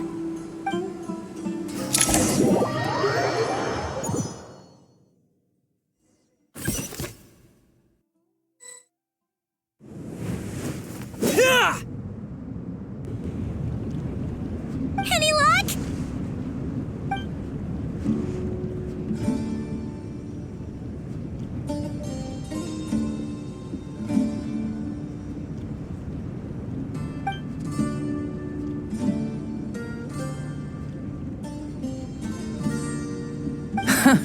When I heard that loud rumbling in the distance, I thought the shifting sands had bust open the gates to some ancient treasure vault. Turns out it was just you guys. Huh? Wait, that sounds like... It's been a long while. Did you miss me?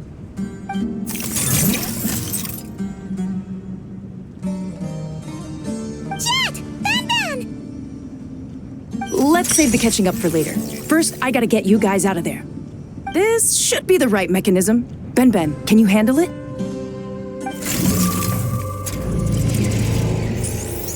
There we go. Come on, let's leave this place.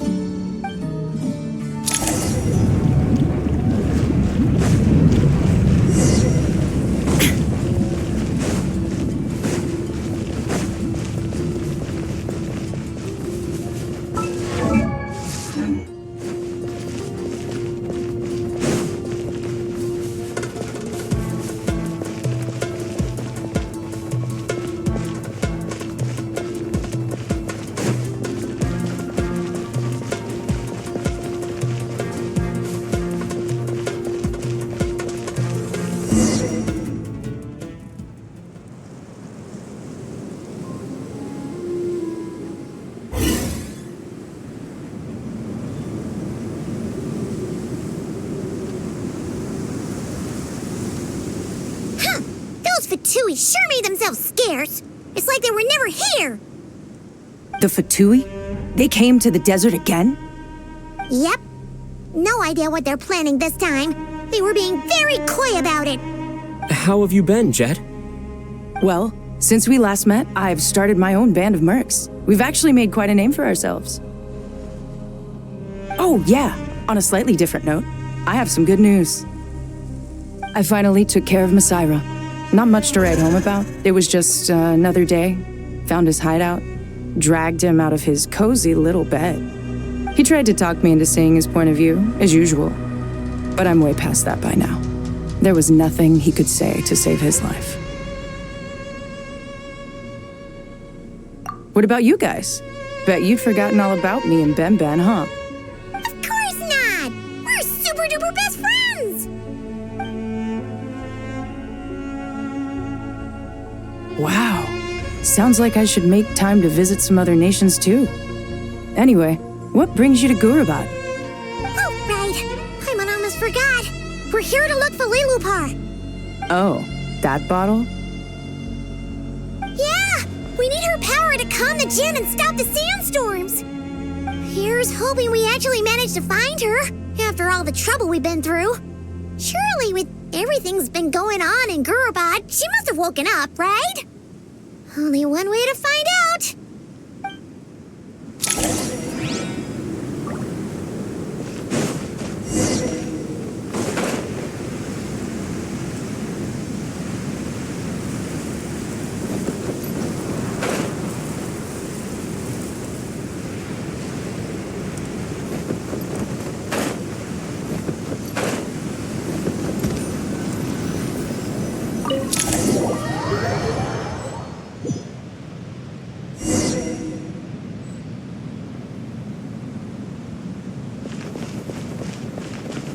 Let's see. She should be around here somewhere. Aha!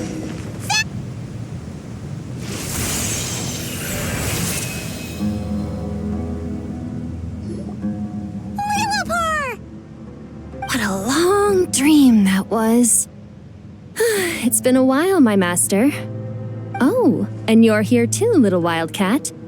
The four of us back together again. Imagine that.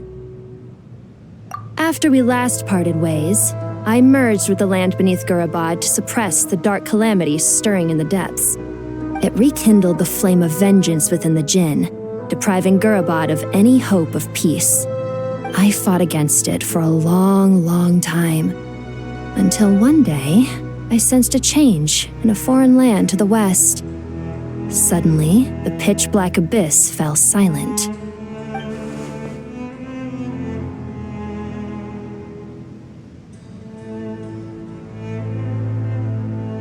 Once satisfied that that dark power could no longer bewitch the Jinn, I too fell into a deep slumber, from which I have only now awoken. Why have you returned to Gurabad, my master? And why is my sand-swept homeland in disarray once more?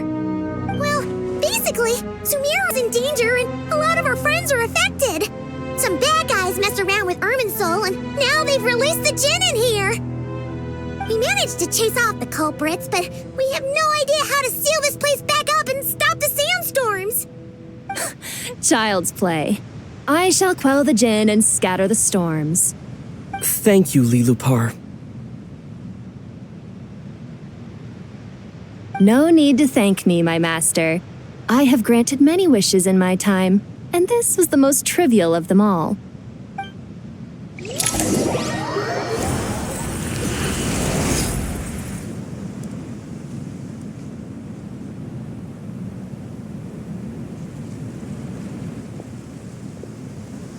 The sandstorm's gone. The sun shines bright again. When I said that we'd meet again under a lovelier sun, this was exactly how I imagined it. Yay! Although, honestly, Paimon would love to hang out with you more, even if the weather sucked. Well, there shouldn't be any more Jinn breaking out, right? Are we okay to head back? Sounds good. You can introduce us to your other friends. Another adventure begins. Lovely. The storms have stopped! We should be able to get to the Temple of Silence without any problems now. Time to regroup!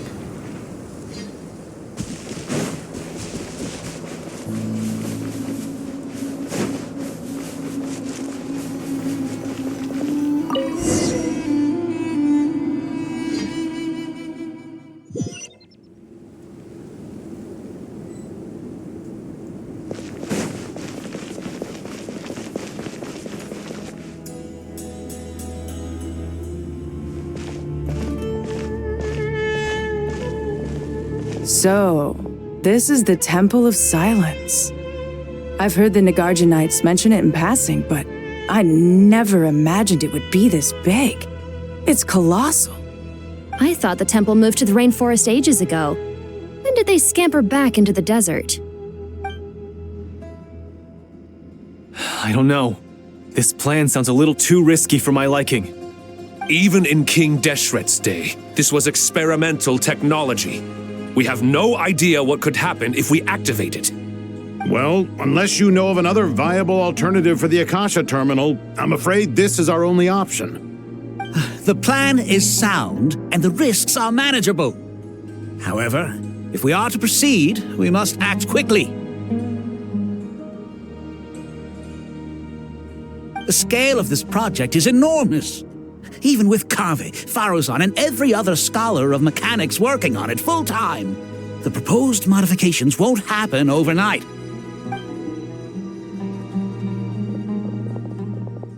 You're back. Everything all right? And who are they? Friends of yours? Pretty much everyone in the Temple of Silence is. This guy's Kave, and the one next to him is Alhaitham. Hello, I'm Jet, and this is Lilupar. Oh, a famous name from the history books. Pleased to meet you. A friend of a friend is a friend of mine, as they say. Who's they?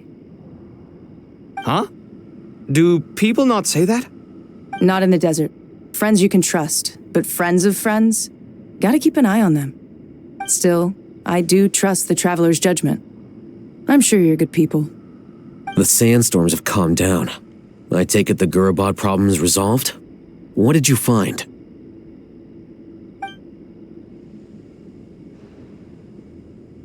And after getting all smarmy with us, he trapped us there. Luckily, Jet used the mechanism outside to free us, and then we got Lilupar to put a stop to the chaos. Wow. Thanks for being there to help them.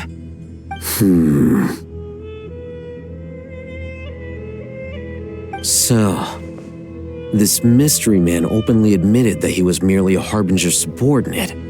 Yeah? Is there something weird about that?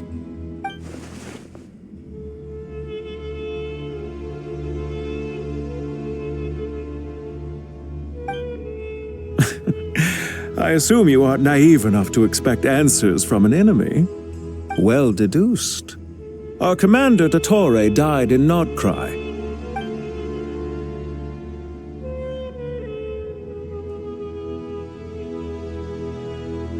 Are you wondering about his true identity? Or do you think there's a big conspiracy behind all this? I wouldn't go as far as to call it a conspiracy. Just the simple fact that having someone to shift the blame on tends to prove useful should trouble come knocking later.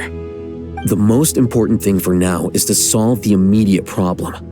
Perhaps that man knew you wouldn't have the resources to investigate his background and so didn't put much effort into disguising himself. This is all getting a little cryptic for me. I'll let you guys talk while I take a walk with Lilupar. Jet? Aren't you with the Blazing Beasts? What a coincidence. Didn't expect to run into you here. We're mercs. You can run into us anywhere. Who's this with you? So, did you find the solution you were looking for in the Temple of Silence? You bet we did. This place is incredible. It has everything. So far, we've discussed a plan and verified its feasibility. Building a new system from scratch is out of the question. So our only option is to modify the Akasha using certain resources we hope to find in the mausoleum of King Deshret.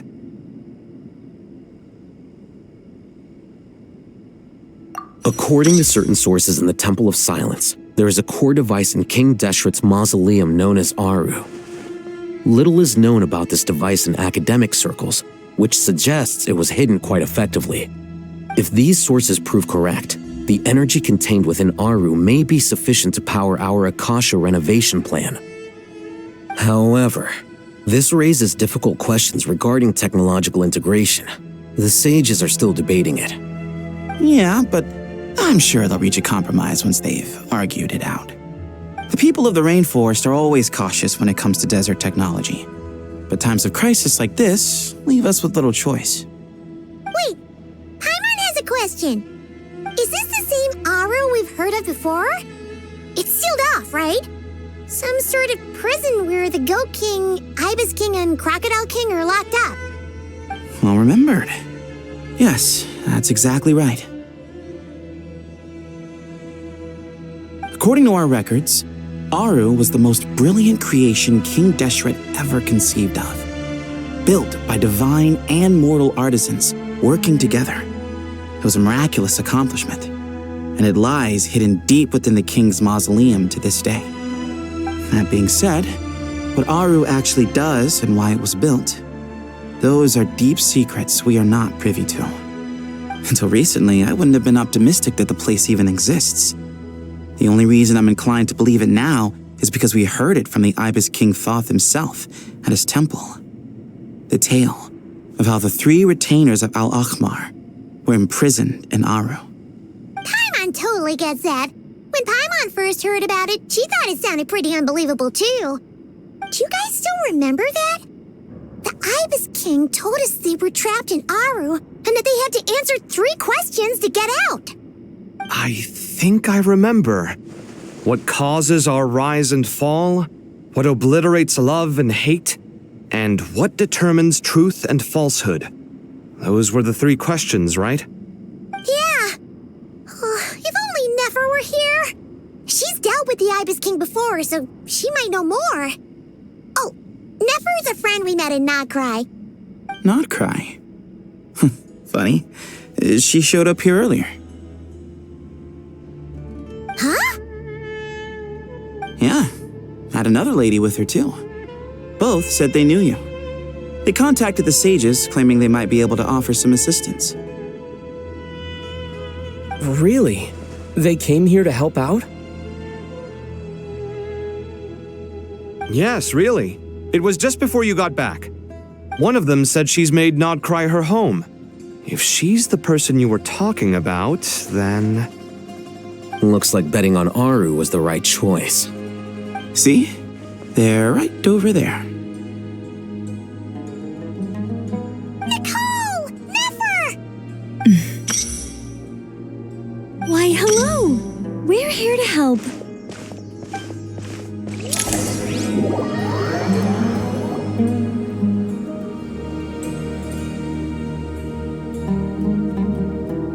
It's a good thing we left early. We almost got locked out. Locked out? What do you mean? Oh, you haven't heard? An invisible barrier has appeared around Sumeru's borders, cutting off all travel in and out. No one can leave and no one can enter. Sumeru has become a lonely island. Are the Fatui behind this too? Actually, no. This has nothing to do with them. I suspect it's a defense mechanism within Irminsul itself. Irminsul is the source of Tevat's ley lines, after all, and Sumeru is the nation closest to it. I imagine this function was put in place to seal the entire region off in the event of serious damage, preventing the disaster from spreading to the rest of Tevat. It may have been implemented long ago. But doesn't that mean that the people here won't be able to escape to other nations if the anomaly keeps spreading? Currently, that does appear to be the case, which is precisely why I am here. This is a critical moment for the world, and Sumeru is the eye of the storm. Paimon's surprised you managed to convince her to come back to Sumeru. Indeed. Even for someone of my wisdom and eloquence, this tested my skills to the limit. And why should it concern me that Sumeru's in trouble? Surely you don't think I still have feelings for that place? Judging by your tone, I suppose you don't. Sounds like you don't know much about my past. And here I thought you knew everything. All I know is that the Ibis King is the source of your power. He was quite a prominent moon envoy once upon a time, so I do know a thing or two about him. As for your past, I have ways to learn the full story if I wish to. But everyone has secrets they'd rather keep to themselves, wouldn't you say? I'm glad you see it that way, Miss Nicole. I've chosen to call Nodcry home, which is why I did my part in its hour of need. That doesn't mean world savings become a habit with me. I have no particular desire to play hero in Sumeru, thank you. I understand. Human emotions do not appear and disappear without cause. There is always a reason to be found behind both salvation and destruction. Still, if time has taught me anything, it's that human emotions are often complex and in conflict. That's why people change their minds about things all the time. But that's where we angels come in. Our duty, ultimately, is to guide people towards their deepest, truest desires and help bring them to fruition. So I wish to hear about your past, because I do not believe you are motivated by hatred alone. And if we still arrive at different conclusions in the end, that's okay.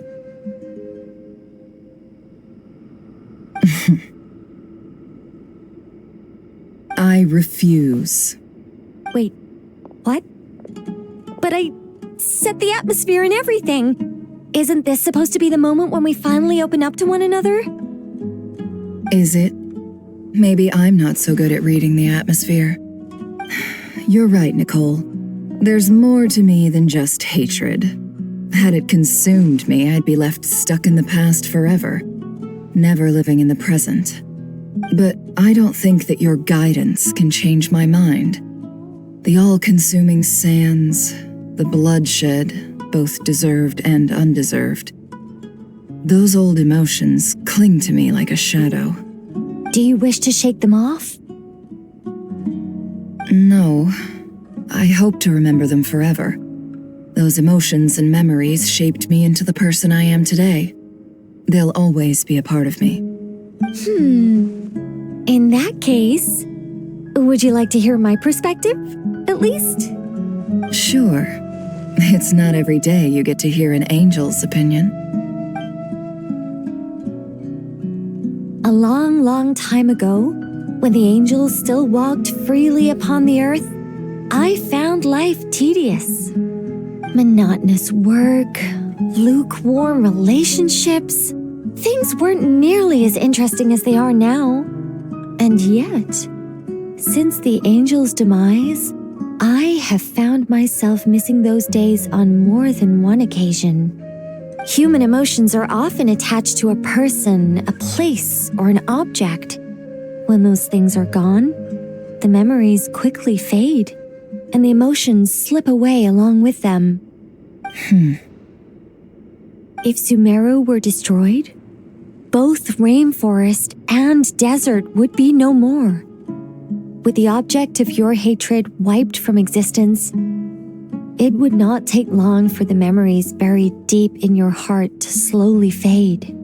Both love and hate are intense emotions, but they are nothing compared to the void left behind when they disappear. Most sophisticated, Miss Nicole. But anyone focused on the future could only ever applaud the destruction of the things they hate. Still, I'm a special case.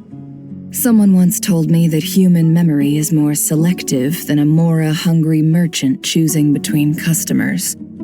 We all need a reality check once in a while, so we don't forget the truth. As much as I dislike Sumeru, this is no way for it to perish. All right, you win. I'll help you out a little, but I won't work for free. How much will you need? You're not gonna milk this for all it's worth, are you? What do you think? I'll be upfront with you. I don't have much more on me. If that's what you need, I could borrow some from Alice. Or perhaps I could pay in sculptures. The ones I carve are actually worth quite a lot. Just cover my travel expenses. Huh? Is that all? That's all. Given all the people I owe favors to, I can just about justify a trip to Sumeru. Yehoda! Here, boss! What do you need? I'm going back to Sumeru for a while. While I'm away, you'll be in charge of the curatorium. Me? I'm in charge? Whoa! Don't worry, boss. You can count on me! And that was how the ingenious Angel Nicole brought you the perfect person for the job in your hour of need. Hip hip hooray! That was far more detailed than necessary. Not lacking in embellishment either. I never thought I'd return. Especially not the desert. But life doesn't always go as planned, I suppose. What's Candace up to? I don't think I've seen her yet. She is still taking care of things in our village. Should be joining us before too long.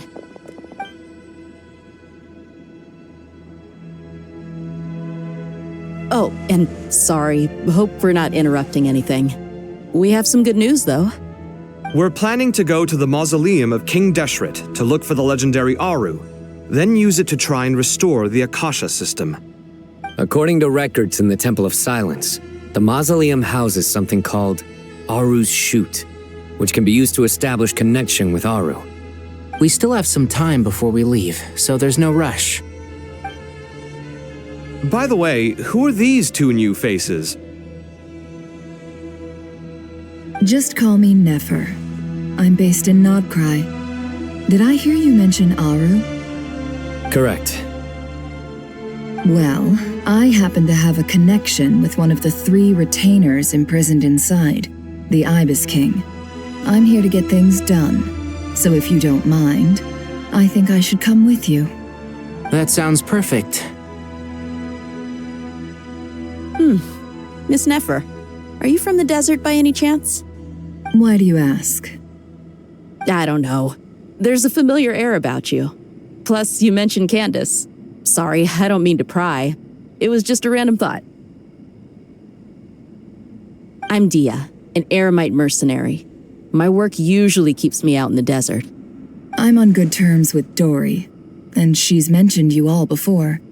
It's nice to finally put faces to the names. However, my associate here is probably less well acquainted with you. Why don't you all introduce yourselves? Actually, I'm a little better acquainted than you might think.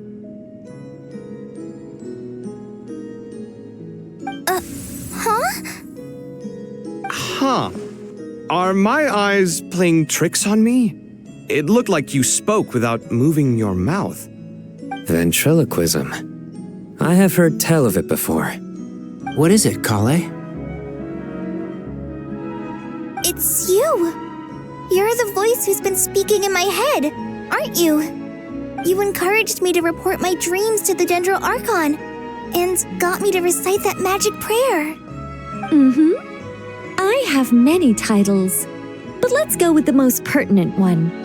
I am Nicole Rain, an angel who has lived since ancient times. An angel? Sounds like a big deal, but, what exactly is an angel? Oh,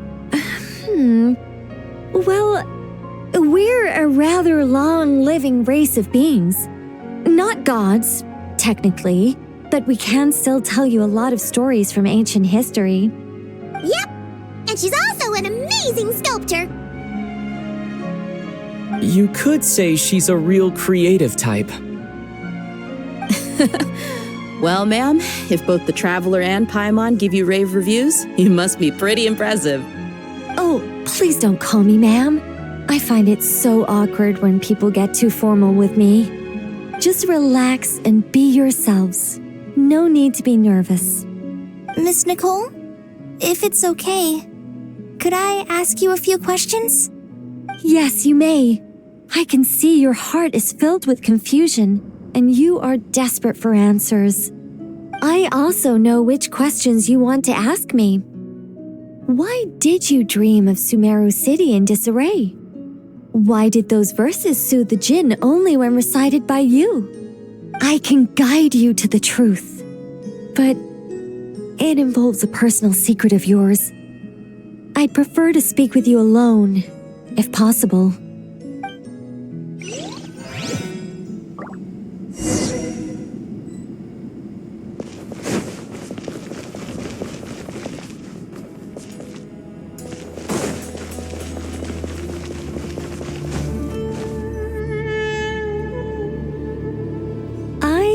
We were going to speak alone.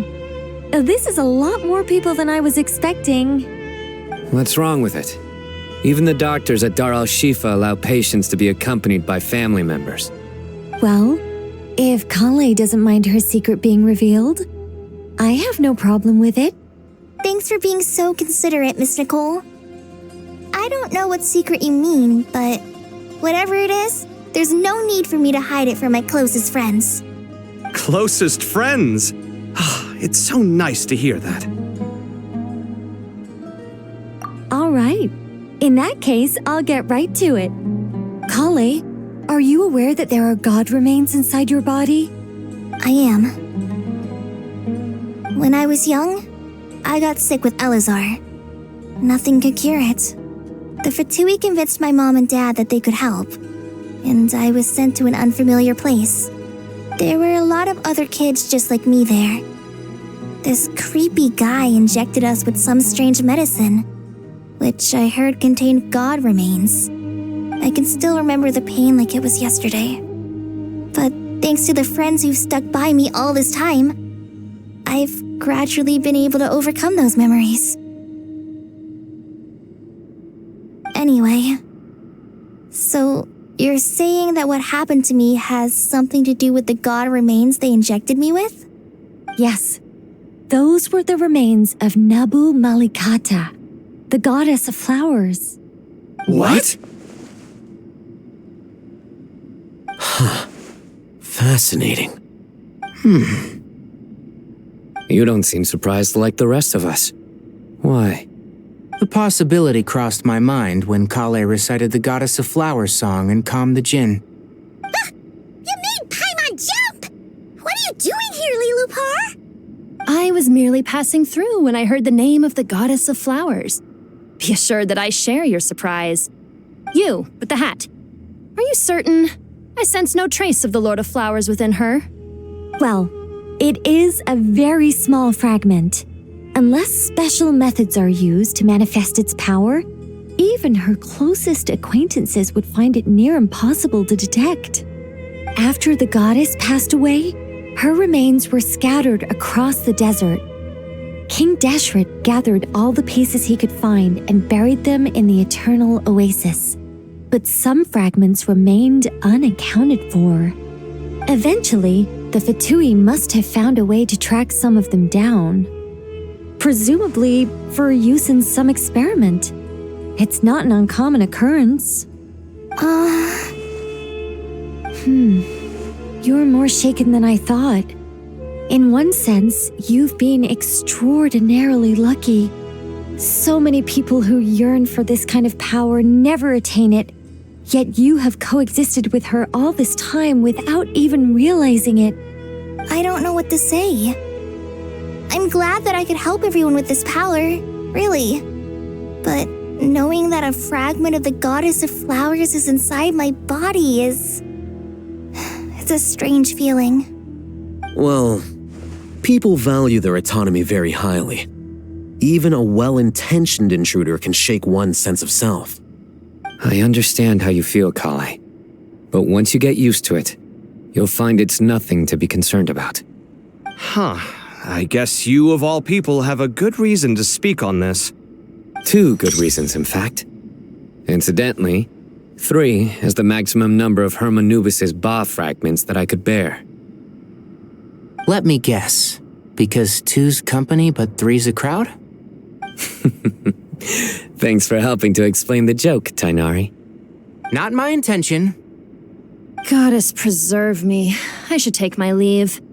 This boy in his wolf's head hat speaks much too differently from the Hermanubis I remember.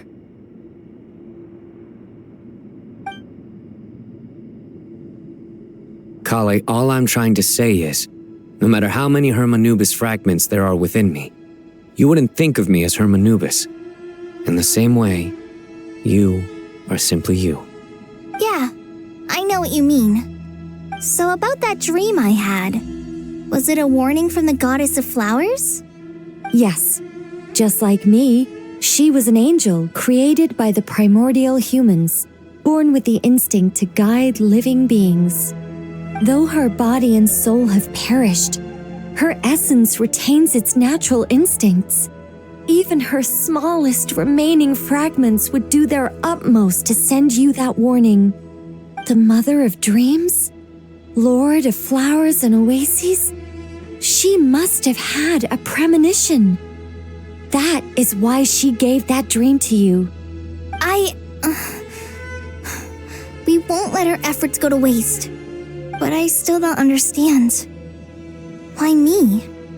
Yes. Why indeed? You weren't the only one injected with God remains, but only in you have her fragments persisted. I suspect it may be because of the firm will you showed in the face of suffering. She was likely assimilated by that will. Of course, this doesn't mean you have to shoulder any extra responsibility. As this young man said, you are who you are, and that will not change. All right, any further questions from the family members of the patient? If not, we should head to the mausoleum of King Deshret. Let's move out. Time to put our plan into action. We all hope it'll work. But will we really be able to open Aru? And even if all 7 pillars of King Deshret agree to let us proceed, the scale of the work to follow is daunting to say the least. Haven't you handled other big projects before?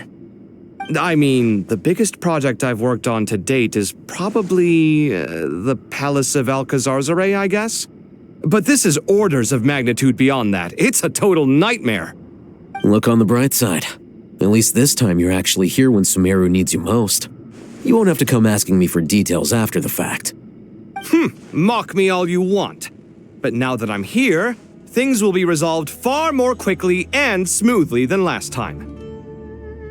Kave's self-doubt disappeared in an instant. Like magic. Well, this confidence is most gladdening. Now, go and pack your things. We'll head to the mausoleum as soon as you're ready.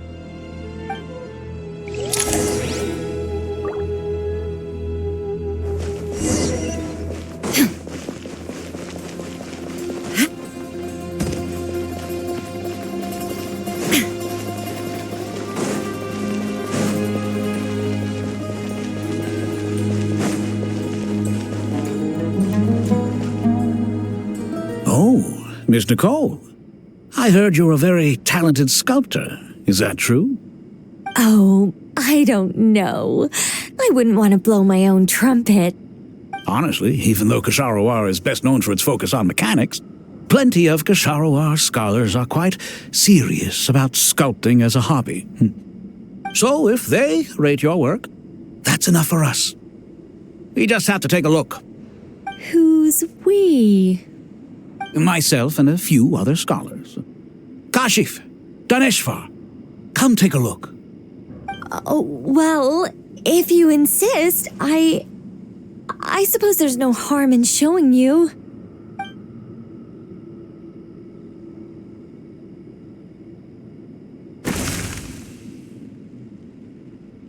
Whoa! Where did that come from? Look at the level of detail.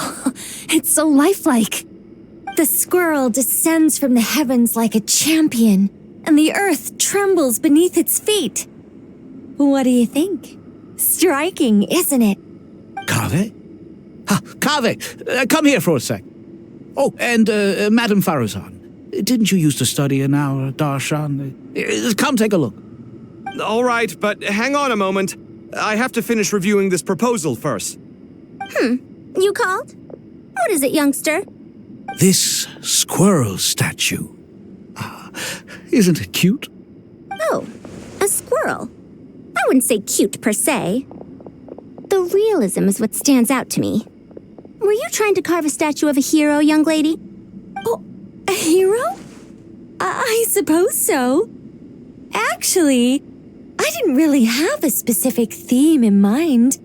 I just started working on it, and this is how it turned out. I see. Well, do you tend to read novels about heroes in your spare time? As a matter of fact, I do quite enjoy those. Everyone loves a good tale of daring do, right? Then perhaps this statue represents the heroic tale you long to see deep down inside. Also on the subject of heroism, I feel that if the subject posed with a finger raised towards the heavens, it would lend a greater gravitas to the overall image. I'm sure some would call it cliché or old-fashioned, but not me. I think it would be a perfect fit. It has a certain classical beauty about it. Kaveh! Sorry, Madame Faruzan, I'm a little busy right now. Don't wait up for me. What a pity. That young man has excellent aesthetic tastes. I was hoping to ask him for his opinion. What a genius idea! Why didn't I think of that? Classical beauty is a great direction to explore. That's it. Once I get back, I'm going to sculpt a heroic squirrel pointing its finger towards the sky. Precisely. A declaration of victory. You understand my vision. Then place the two statues face to face. Yes! That's exactly what I was thinking. It'll be a masterpiece. Miss... I'm sorry. I didn't catch your name.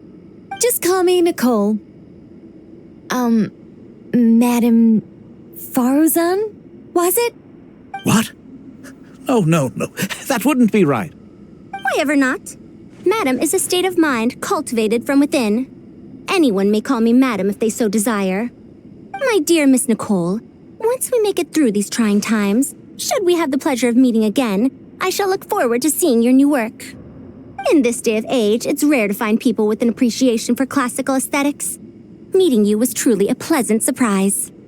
Honestly, I feel the same way. It's been a long time since I met anyone interested in this style of statue. Clearly, they don't call you Madam for nothing. Also, I have to say, you're a very good judge of character. Because when I think about it, I really am someone who likes stories about heroes. That must be why I've quietly kept watch over generation after generation of them. Sorry, keeping watch over heroes? What exactly do you do for a living? Oh, never mind that. Let's not tell Madame Faruzan about Miss Nicole's true identity for now. Good idea. Let's limit the conversation to aesthetics.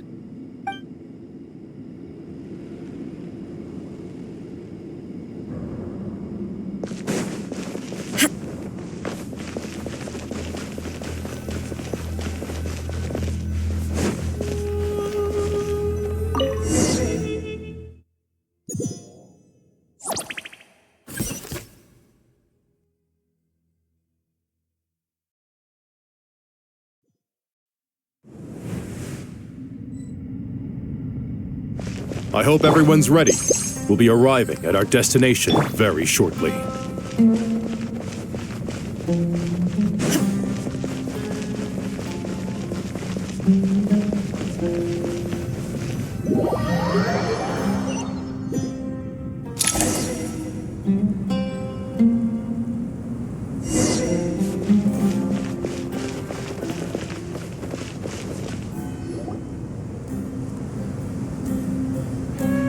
Why, we've not seen so many visitors ever, really.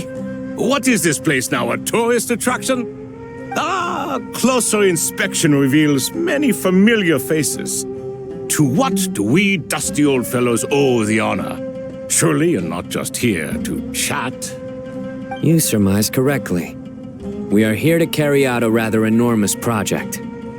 Ho, enormous, you say?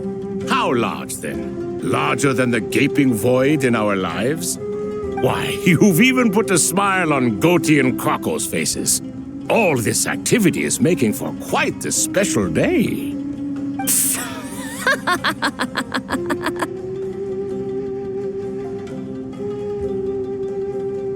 I know that laugh. Lilipar? What on earth are you doing here? Oh, this is hilarious. Turns out good things really do come to those who wait, as long as you stay alive long enough. When did you three get locked up in here? And still you act all high and mighty, putting on a show for the younglings. Truly hysterical. Why, you... Yes, I know, no need to shout. You're right, Lilipar. Goatee, Crocco, and I all have the same problem. But didn't King Deshret seal you away? How did you break free, and how did you get in here? Who knows? Perhaps you can ask my master one day, should you ever get the chance. Behold, the executioners of old. Some have turned into fragments residing in human bodies, and others are imprisoned eternally, leaving not a single shard behind. It's almost tragic, watching lowly prisoners like you act all self-important. Curiosity gnaws at you, doesn't it? Your interest in the outside world threatens to burst you at the seams. Turf. I'm starting to take a liking to this magic bottle lady. Time is of the essence. Let's get down to business. We come to you, O three ancient lords, to request your assistance on behalf of the Academia. If we can help you regain your freedom, then please consider lending us your aid. As for precisely what we need your help with, it's a long story. So, to demonstrate our sincerity, we are prepared to first resolve the problems that plague the three of you. All right, stop arguing, Crocco. And Goatee, don't you start. What's the harm in letting her speak? It's not worth getting so angry about. Forget about her. The three questions are the crucial thing here. But do you really have a way to answer them? You once answered the final question, Nefer, but the seal did not open.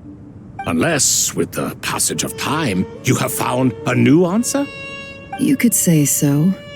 When you first asked me what determines truth and falsehood, my answer was a liar's soul. Liars are the best at seeing through the falsehoods of the world. But if you want them to tell you the truth, you have to reach their soul. I think that makes sense. I found it quite compelling myself, and I told Nefer so. Unfortunately, it brought us no closer to liberation. Well, that's simply because it was my answer, not the one King Deshret was looking for. Can you guess which answer Al-Ahmar wanted then? Time. And that's not only the answer to the final question, it's the answer to all three of them. All things wax and wane with the passage of time. Love and hate eventually fade into nothing. Current affairs are always fraught with conflict and controversy. Only time can distinguish between right and wrong. You once described King Deshret as a proud man. I'd say that the prouder someone is, the more inclined they are to believe that only time is qualified to be their judge. Time. Well. Indeed. Perhaps in building Aru, our king was in fact attempting to reverse time, to bring love and hate, right and wrong, the rise and fall of all things back to their point of origin.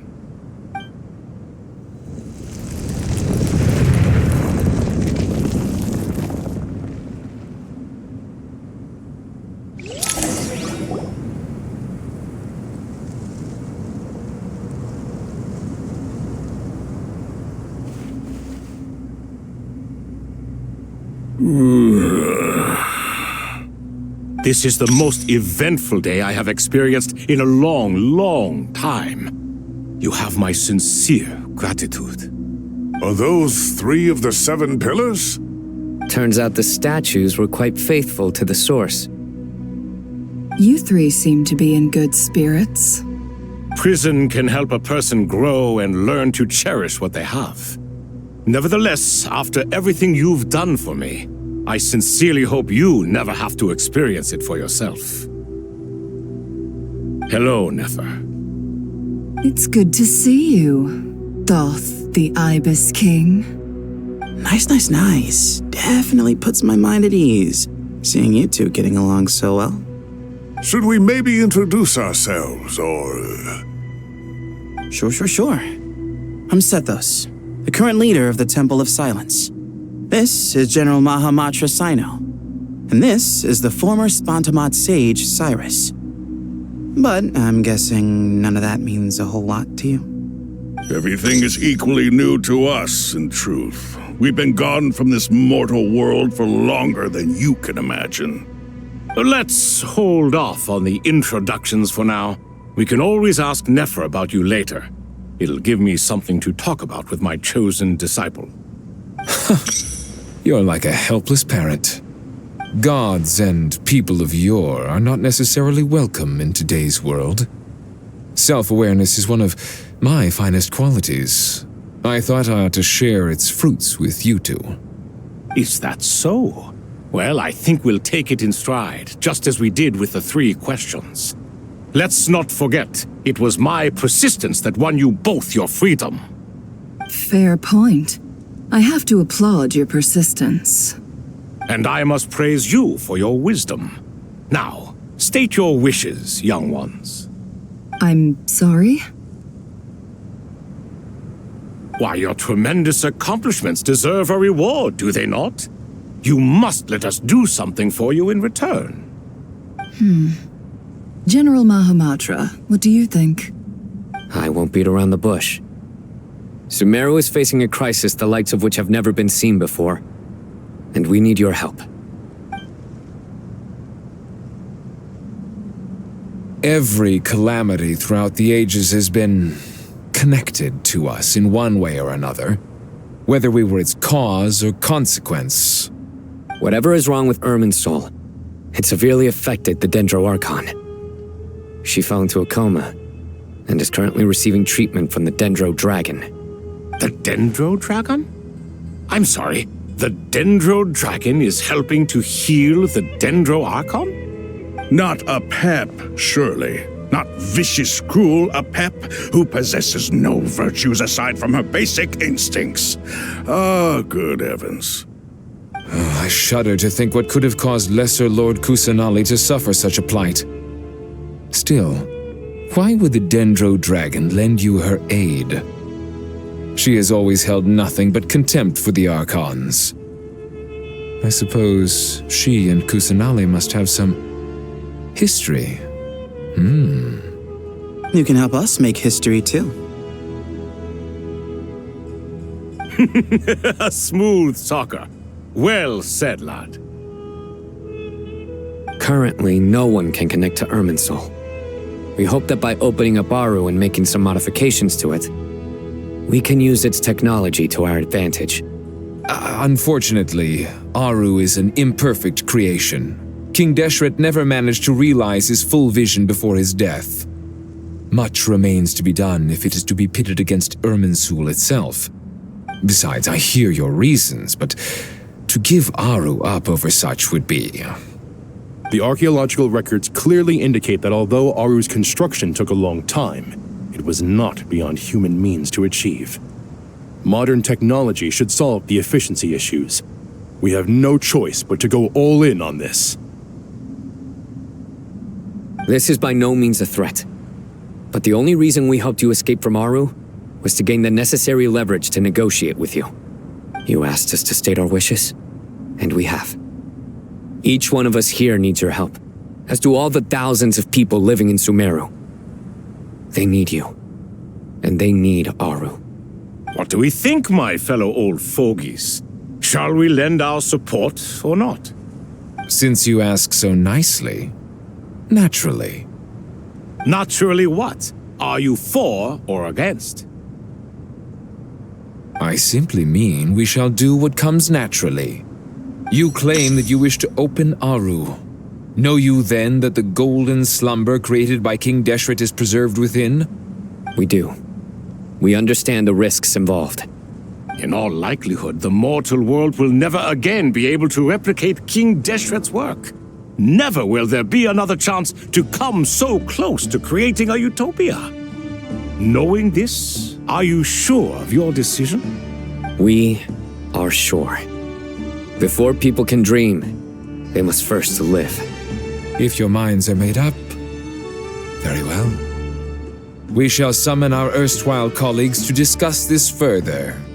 Saint Shezepank, Saint Bennu. Once you surrendered to silence and were buried with King Deshret. But now, we invoke the right to awaken you with our voices.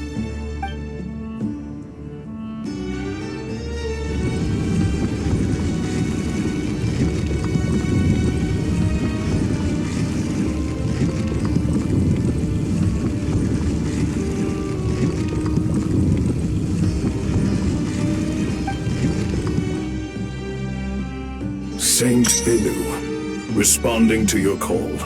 3 kings detected. Initiating autonomous will. Saint Shezepank, responding to your call. 3 kings detected. Initiating autonomous will. Ah, Lord Herreshoff. What a long time it has been. I trust you are keeping well. Then your trust in my well-being has long outlived your physical body. You have always opened with that same phrase, in life, death, and now even beyond. Al-Akhmar is long gone. What is the reason for this meeting? You're awake? Good. We are voting on whether to give the people of present-day Sumeru access to Aru and permit them to perform technological renovations. You have the right to support or oppose the motion. Aru is the pride of Al-Akhmar. Opening Aru requires the unanimous consent of the 7 pillars. I hope you have a convincing reason to present to us. Sumeru is currently in the midst of a major calamity. Let us not forget that while Al-Akhmar was a stern ruler, he was also a teacher of wisdom. A god without his people shall cease to exist, and King Deshret's greatest wish was to provide protection for his people. Let us then honor our God King's wishes as we consider our decision. I do not mean to mock these proceedings, but what is the point of a unanimous vote when we know that the last of the 7 pillars, the Dendro Dragon Apep, will never communicate with us? This will no doubt surprise your mechanical mind, and I have no intention of trying to persuade you it is true. But Apep is, in fact, healing the Dendro Archon as we speak. Huh? Can someone attest to this? Do we have any proof? I ask the 3 kings. Can any of you vouch for the truth of this claim? Naturally, the Ibis King, Thoth. What? It was Thoth's disciples who revealed the truth to us. We need not debate its veracity. Simply let Thoth bear accountability. That way the rest of us may have a clear conscience. Herreshoff, you diabolical fiend! I awakened our former colleagues for you, supported your opinion, and backed your decision. What sort of fiend would do that? I miss the days when Hermanubis was still around. At times like this, he would offer to take accountability. What are you trying to say? Is my word worth less to you than Hermanubis's? Hypocrite though you are, Lord Thoth, you are humorous in equal measure. How could we bear not to associate with a character such as you? I, Saint Shezpank, approve the Goat King's proposal. Since King Deshret is no more, we shall receive no reprimand for acting beyond our remit. Nevertheless, I sincerely hope that those before us understand the significance of what they intend to do. Remember, the moment that Aru is liberated, the myriad souls residing within the Golden Slumber will return to the ley lines. And once the ley lines flow again, these souls shall in turn be received by Irminsul. To take this step is to bring the perfect afterlife created by our king to a permanent end. We understand that well, and we have decided to proceed regardless. Furthermore, the contemporary human perspective would contend that confining souls in this way is no act of benevolence. The deceased have a right to rest in peace. King Deshret's creation is clearly a place of rest and peace. It is just that many do not see it this way. But no matter. Saint Binu approves.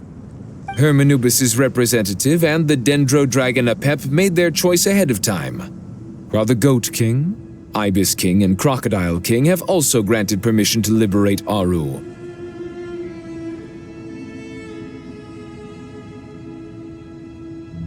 By the grace of His Majesty, guided by His wisdom and will, let the gates of Aru be reopened.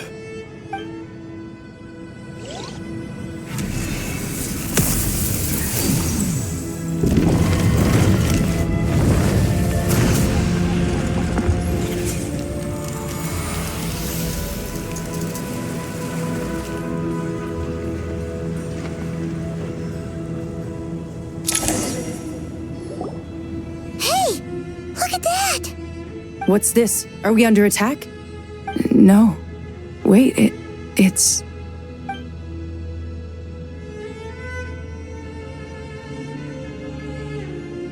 Here you are. Through the sands of time. I see you. Father. Father, is it really you? It's Jet's father, Jebriel! That's right! He entered the Golden Slumber, didn't he? I smell blood and sand on you. You've grown, strong as a wild beast, and without shedding a tear. You have to leave, don't you? Please, just answer me this. What should I do for you? This meeting is a blessing from the gods. My soul, once imprisoned along with that of Semail, is finally free. I am truly grateful for the chance to see you again. That the dead should meet the living is itself a miracle. One brief, precious moment is enough. Enough to set my heart at ease. Do not weep for me, Jet. I know you will accomplish many great things in your life. You will go further and climb higher than I ever did. All I ask is that you take good care of yourself.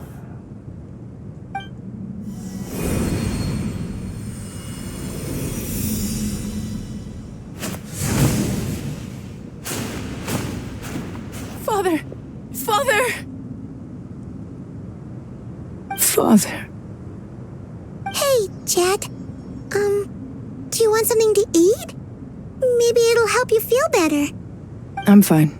Thanks, Paimon. It was just a little sudden. The chance to see my father again meant the world to me. He was trapped in the Golden Slumber for our sake. And now, after all this time, he can finally rest in peace. I'm glad. It's a huge relief. You've grown strong, Jet. More than enough to fend for yourself. Yeah. I'll leave the past in my memory where it belongs. My family, the good times and the bad. Goodbye, Father.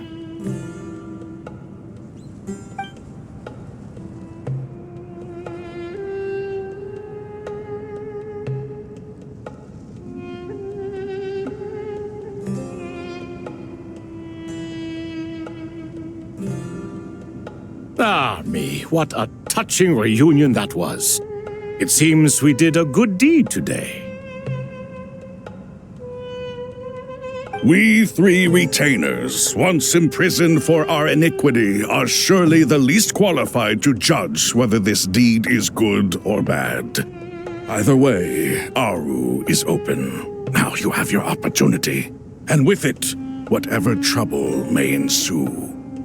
Although Aru was created by a god, human craftsmanship was nevertheless required to build the gate that connects it to this world. Perhaps the relationship between gods and humanity follows a similar principle. As for your proposed renovations, we cannot determine which functions to keep or discard. Proceed as you see fit, but please entrust the task to your most accomplished scholars, or Bennu will be most displeased. It matters not. The Ibis King shall be accountable if any problems arise. Ibis, you chose to take on disciples, and so it follows that you must accept the risks of associating with humans. If I'd known you'd be like this, I would have locked all of you away in Aru, never to leave again for all eternity. All of us? What does this have to do with me? Vilify me no further. Scholars, since you have liberated Aru, allow me to present you with a gift. Using Aru's power, we shall install a defense mechanism at our king's mausoleum. You must be guarded even against Irminsul itself. This shall afford you some convenience. Unseen and unheard. From this moment forth, none may by sight or hearing perceive anything said or done within the mausoleum. Amazing. And all this is achieved just with the power of Aru? With technology from the heavens, the possibilities are endless. Just because King Deshret did not use it for this purpose does not mean that it cannot be done. So, marvel away. This is the reward you have earned. All right. Well, that resolves the issue of confidentiality. What about the technical side? Do we have the manpower? Why, yes. I've already contacted them. They'll be here soon.